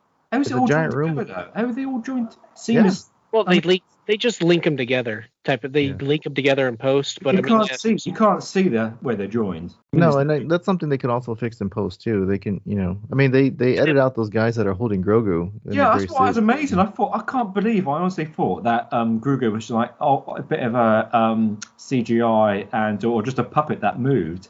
Radio remote control sort of thing. I didn't realise that there was these, there's like 2 or 3 people around and doing all the.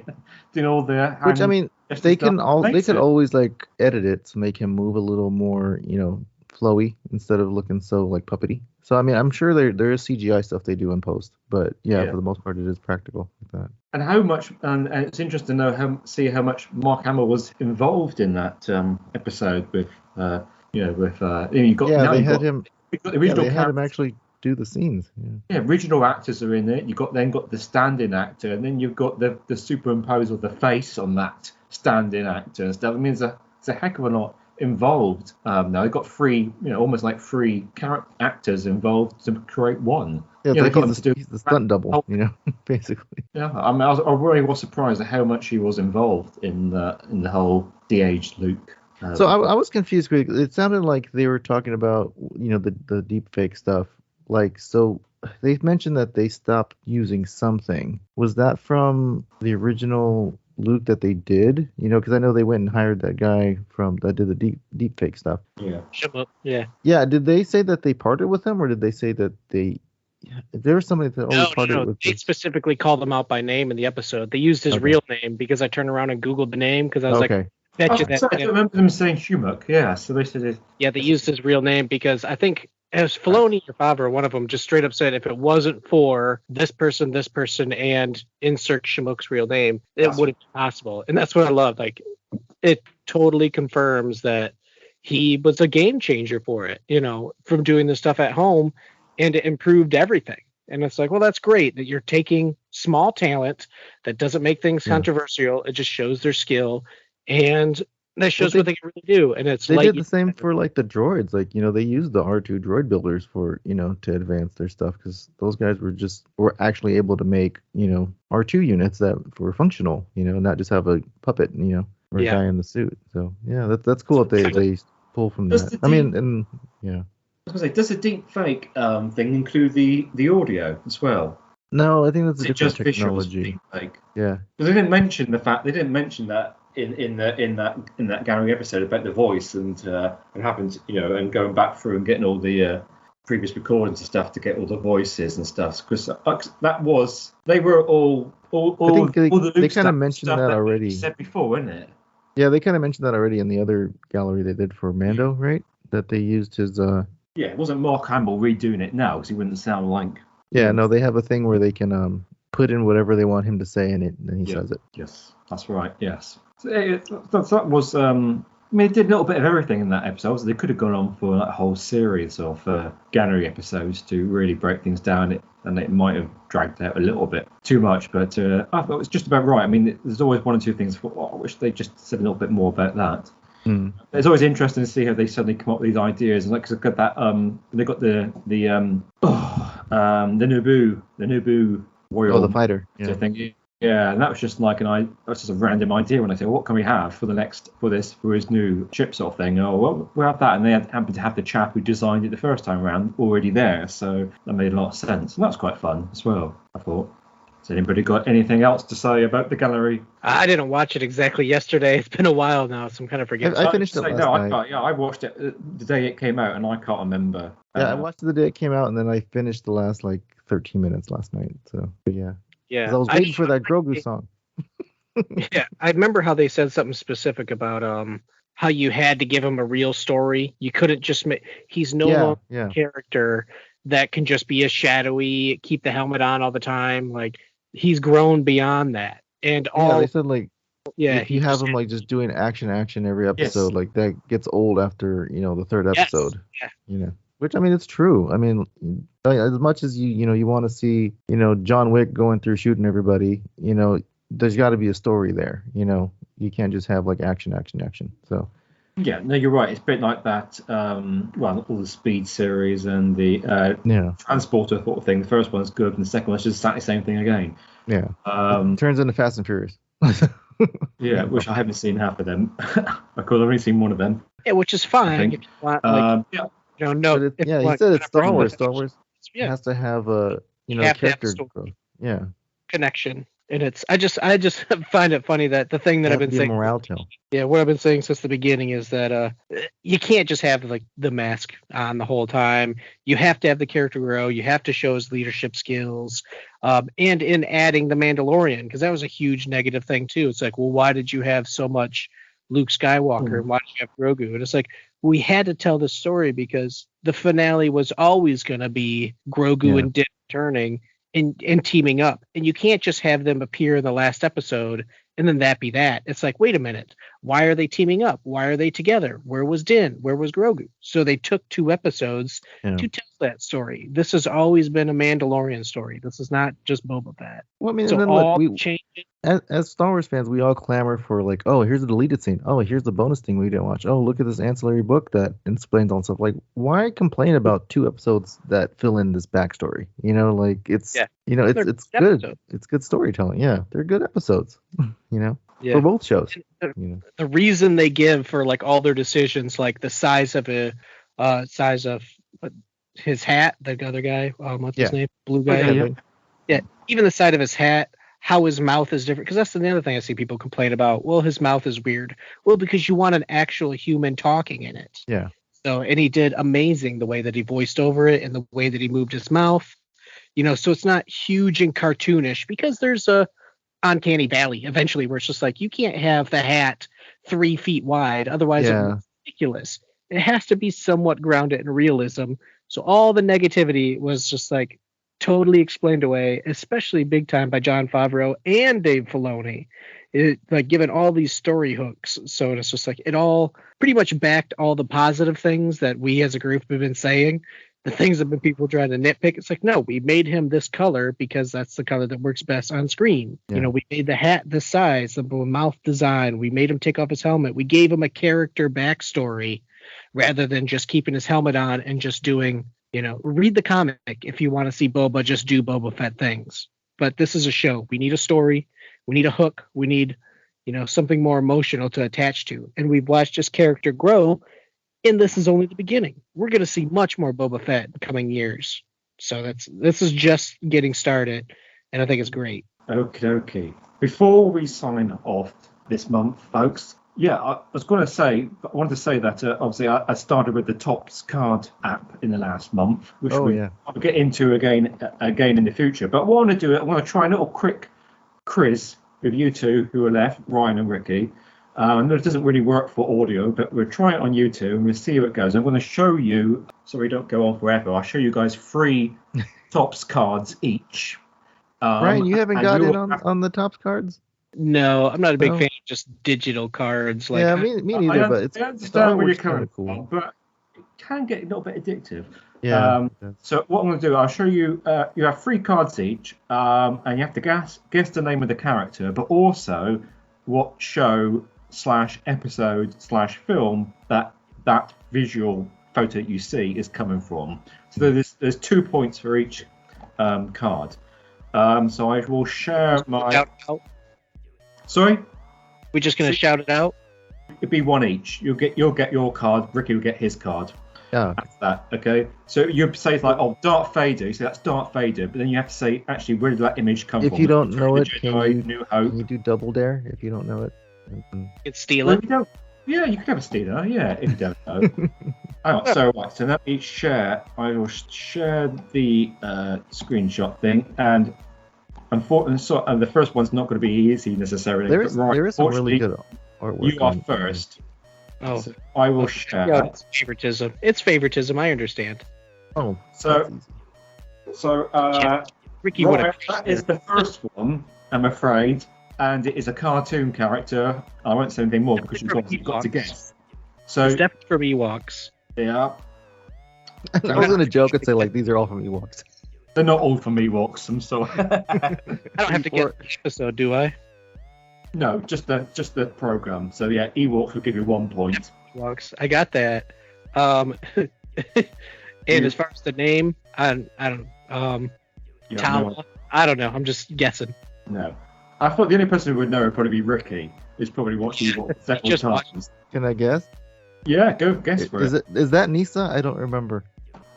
Yeah.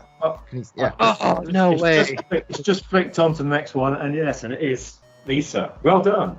Yeah. That's very impressive. I mean, very impressive. Okay. I like the first season was really good of that show. Like, but the second season kind of changes, but yeah. So I like the movie. The movie was good. So that's 1 point each. After Ryan's card, actually. So Ricky, this is next one is yours. Ricky's gonna crush me in this. I know that. There we go. I know him. Starts with a P. Do you know what film? Or should I say? Oh, he was in Rise of Skywalker. He's the one that closes the door in the beginning when they're So it's a giant slug looking for those listening. Giant slug with big eyes and. What is his? I know him. He was on the Millennium Falcon. I keep saying his name's Poggle or Peggle, but that's not right. He has a weird name. I can't think of it. I know him, but yeah. Ryan, do you have any idea? It's Claude. Yes, it is. Claude. Like Claude or Claude. So that's 2 each. 2 each at the end of round 1. That character's so ridiculous. How does he close the door with no arms? Wow, he doesn't do anything. But then we can say the same thing about Geo, can't we? That's true. Geo does make an appearance in Ewok. Let's parody it. Okay, Ryan, your second card. Okay. Oh boy. I think you're getting the harder ones actually. I'm sorry. It's just the random order I put them in. Then that's a thing. There's an astromech droid. It looks like the healing droids from Star Wars Battlefront that I run up to. It does, yeah, it does. But I guess I'll try the episode. I guess I'll say. What film? I'm just gonna say. Oh, it has white walls, so I'm gonna say Empire. I'm gonna try and guess Empire. I would say that too. Do you want to guess? Does anybody want to guess at the name of the droid? D483. I'm just kidding. I don't know. It is Empire. It's FX7. Oh, it's close. So that's 3 Ryan, 2 Ricky. Okay. Because he fixes FX7. And Ricky, this is your second card. Wait, didn't I get a point for the guessing Red Skywalker? It's 3-2 as far as I think. Anyway, this is your card. Oh, It's the guy that gets shot off of the rails by Django. Yeah. So the film is. Who I think, if his name is right, and I'm gonna have a little anecdote about Brotherhood, but I don't remember his name. Master. He was on the council. I don't know. A horse's head. Yeah, I can't think of it, but it is from episode 2. Yep, it is from the second episode 2, so that makes it 3-all. But Ryan, you want to get anybody? You want to guess the character Jedi name? I'm just gonna throw a bunch of letters together and say Kalenis. The answer is Coleman Trebor. Yeah. Okay. Yeah. So Coleman Trebor in Brotherhood, I'm reading. He's in it. He was on the council. You know, this book takes place right after Geonosis and all this stuff.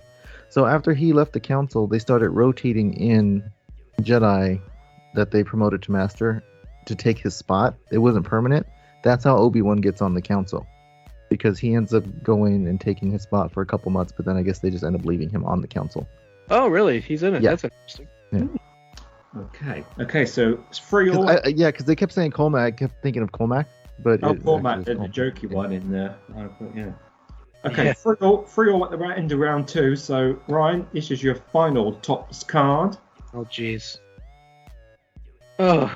I know these faces, but I don't know these names. It's General Zod from Superman. From the original Superman. Is it Khan for the Wrath of Khan? No. No. You should know this. What's the film? Which film? I'm just gonna guess and say New Hope. I know it's probably not. No, not him. Prequel. It's prequel. I know it. Prequel? Steven. I wouldn't even have guessed a prequel, honestly. It is prequel. Okay, I wouldn't have guessed that. So I'm not even gonna pretend it yet. Can I tell him which one? You can. It's episode 1. It is episode 1. Is it? It's also in Clone Wars. Nope, he doesn't. I don't remember him. Chancellor Valorum. Yep. Oh my God, he totally is, isn't it? Yeah, it's it's General Zod. Oh man. So it's a weird angle. Yeah. That puts Ricky 2 points ahead. So unless you have completely brain fart on your last tops card, you're going to win this little competition. So Ricky, your card is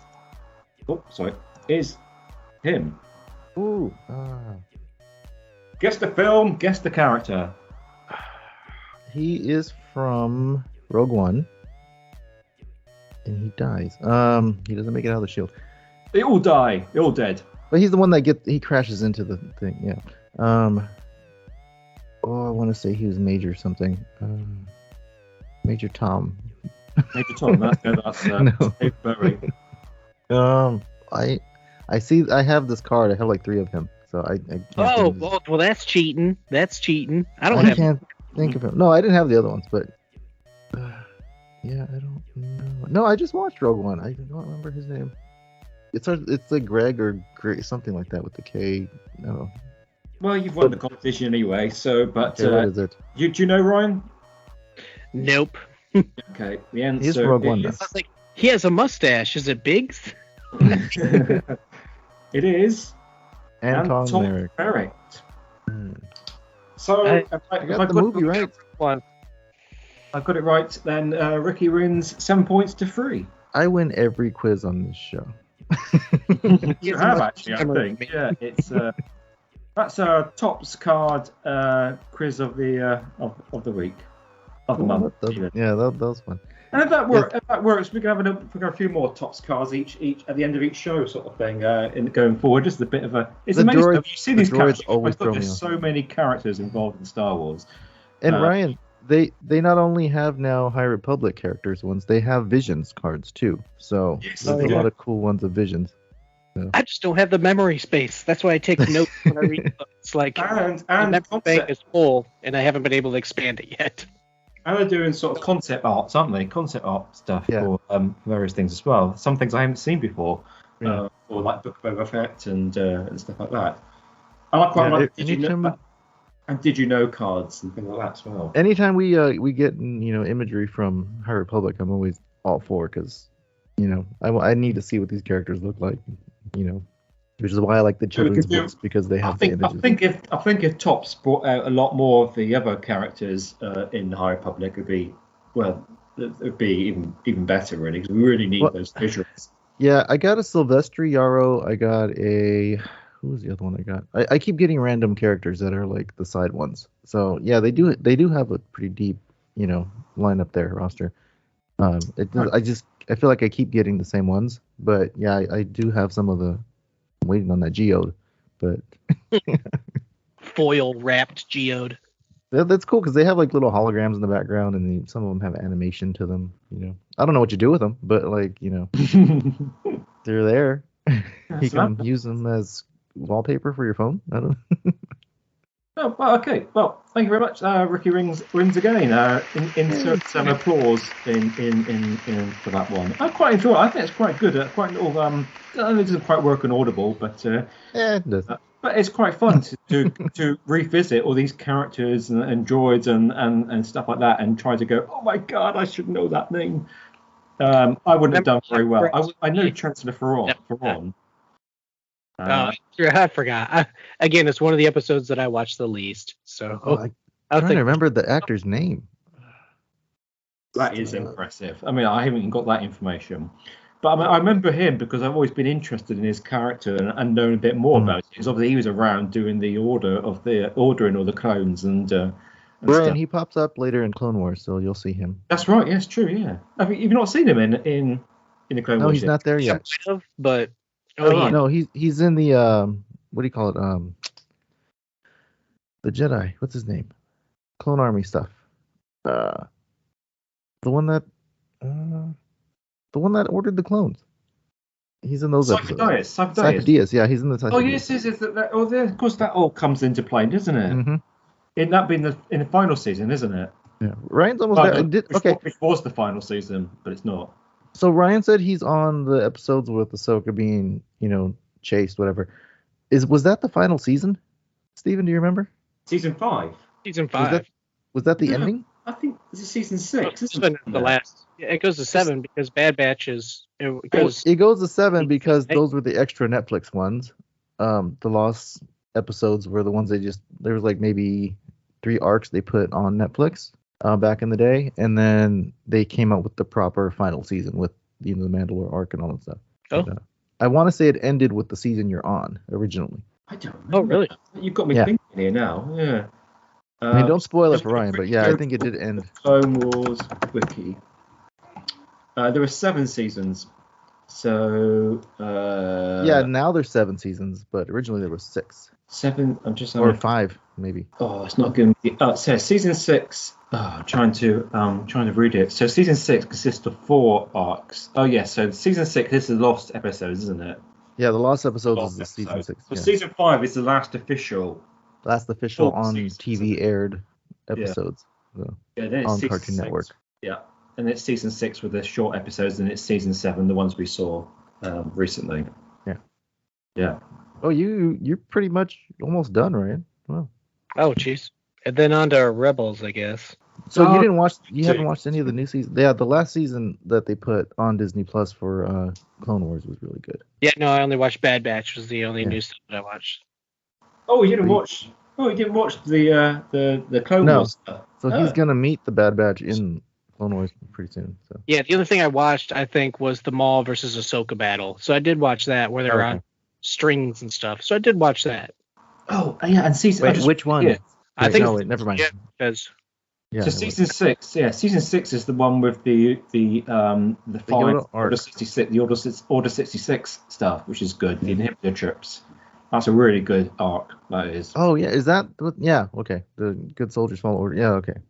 Great. They come pretty close. That's when some of the 5s and like Rex and stuff get their chip removed and stuff. So that's really good.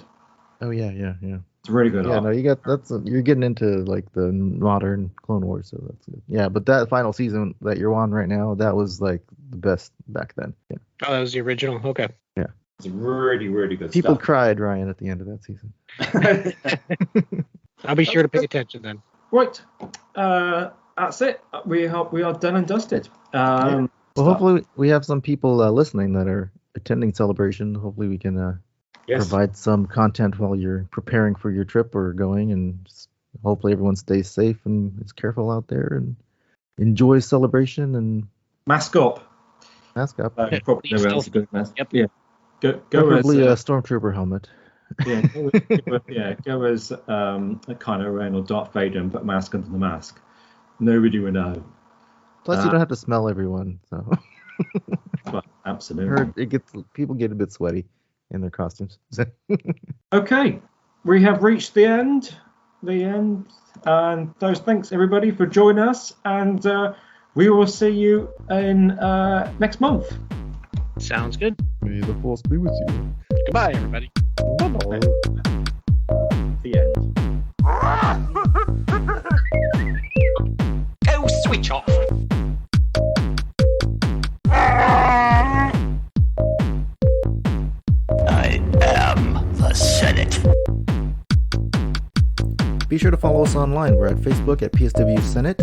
Join our Positively Star Wars Facebook group where we all are in there interacting. You can find us on Twitter at PSW Senate. On Instagram, we're at PSW Senate Podcast. And on TikTok, we're at PSW Senate Podcast. We look forward to hearing from you. The Force will be with you, always.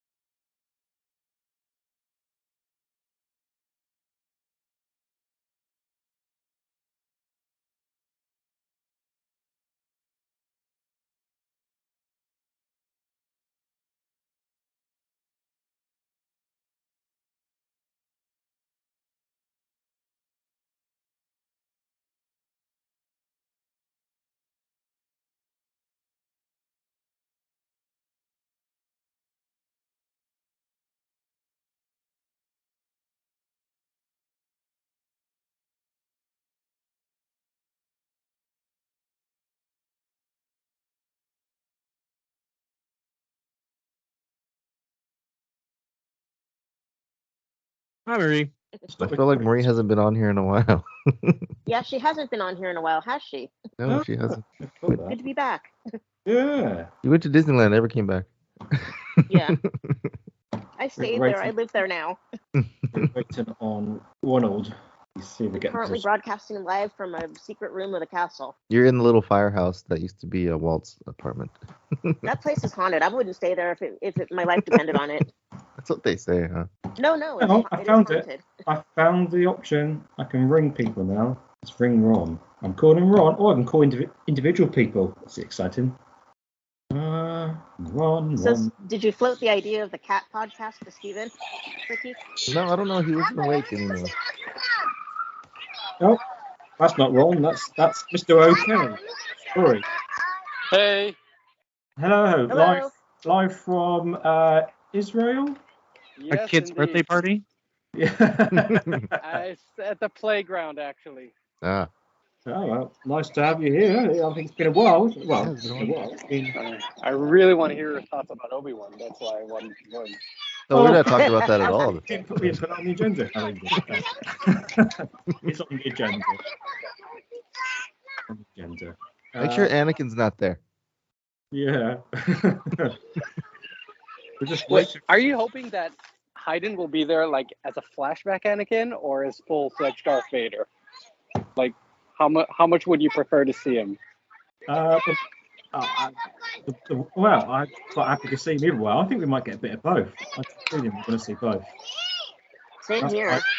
Because just the things that have been said, and I think I don't know. Did Obi-Wan did Ewan McGregor say he said something about Anakin, didn't he? I think in one of his interviews and that kind of stuff. I don't know. And I think it was said beforehand. I think we're going to get both, but nothing is confirmed.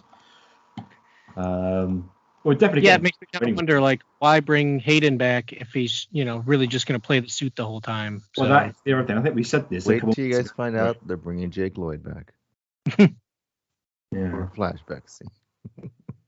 I think we're definitely going to get both. I mean, but then again, they could just brought him back for the face, but then you could have just put anybody in prosthetic, couldn't you? Hayden said that their lightsaber duel is going to be similar to that of A New Hope. So that he inadvertently stated they were going to duel. Something to look forward to because New Hope is such a great lightsaber battle. I was watching that last night when we were playing with the action figures. It's like two old men sparring, isn't it? They're like, don't break it, don't break it, don't break it. Yeah. It's my famous glass saber. Don't use too much. I should watch it again to see what it's like. It's like when we used to when I worked at Subway, and the overhead fluorescent lights, we would have to throw those out, and we'd be in the back by the dumpsters having fights with those, and the glass would just shatter everywhere. I don't think I've ever met Ori. I don't know if you have. I was just going to think. I don't know if you have, Ryan. No, Ori hasn't been on here since before we started this as an actual podcast. So, Ori, do you listen to the podcast? Oh, this is now an actual podcast? Yeah. Oh my God. Yeah. I think we can go for no. He doesn't listen to the podcast. We could boost our listenership in Israel, though. Yeah, we're on Spotify, Apple, anywhere, pretty much anywhere. Okay, I'll add it to my list.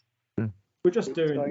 It's just the same old thing. We have not got any ideas of grandeur and all that kind of stuff. It's just we're here turned into a podcast. To tell you the truth, go ahead. Oh no, we've been doing it since maybe the first episode was October of 2020 when we started. Yeah. 2020.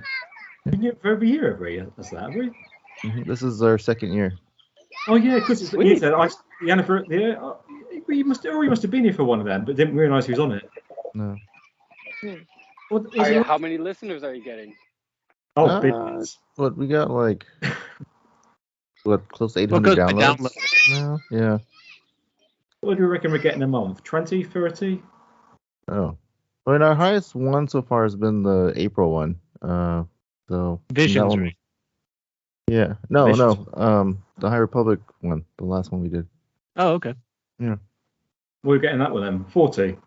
Yeah, no, we've been getting listens. I'm assuming we're getting streams, and we got people on Twitter following us, and we also have a Facebook group, Ori. So. Oh, yeah, I'm there. I'm on the Facebook group. It's cool to hear that you've expanded.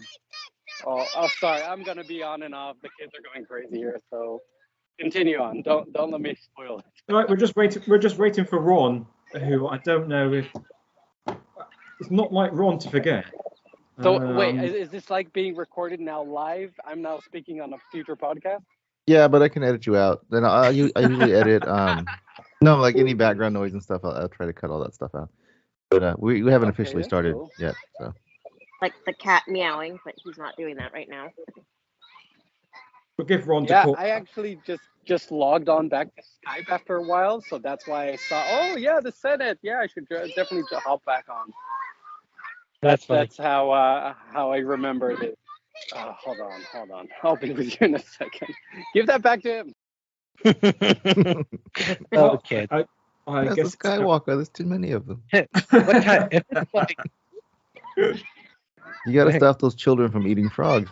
They just constantly want to eat frogs. Yeah, no, it's like they happen to have like one toy where they have tons of toys, but there is the one that they fight on. Mm.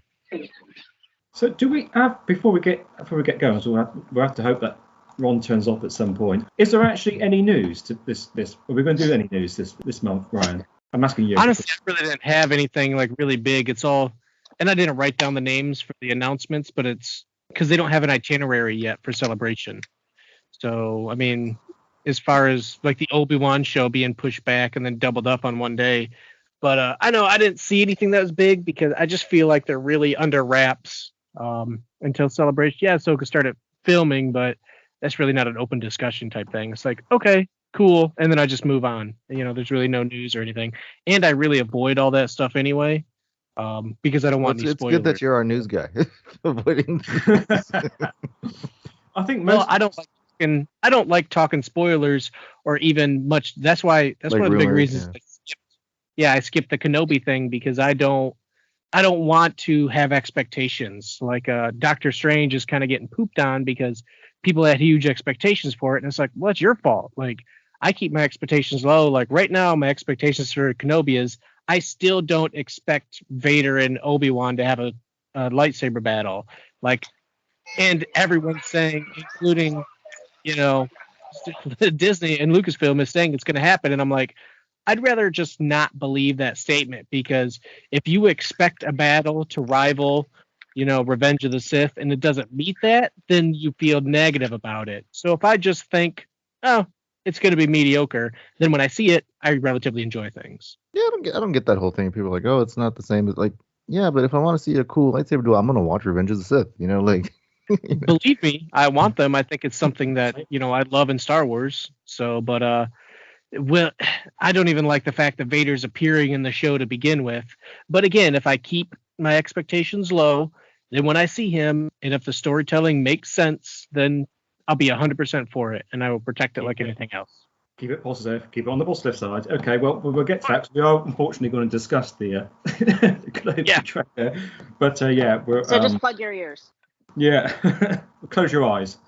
Okay, well, we might as well get going then and see if Ron does turn up. I think he's forgotten. Maybe he's actually opened the sail barge. Maybe he's opened the sail barge box and just can't put it away now. He's crushed himself. He's buried himself in it. Okay, all right. Well, we'll crack on then, because otherwise we'll never get through everything.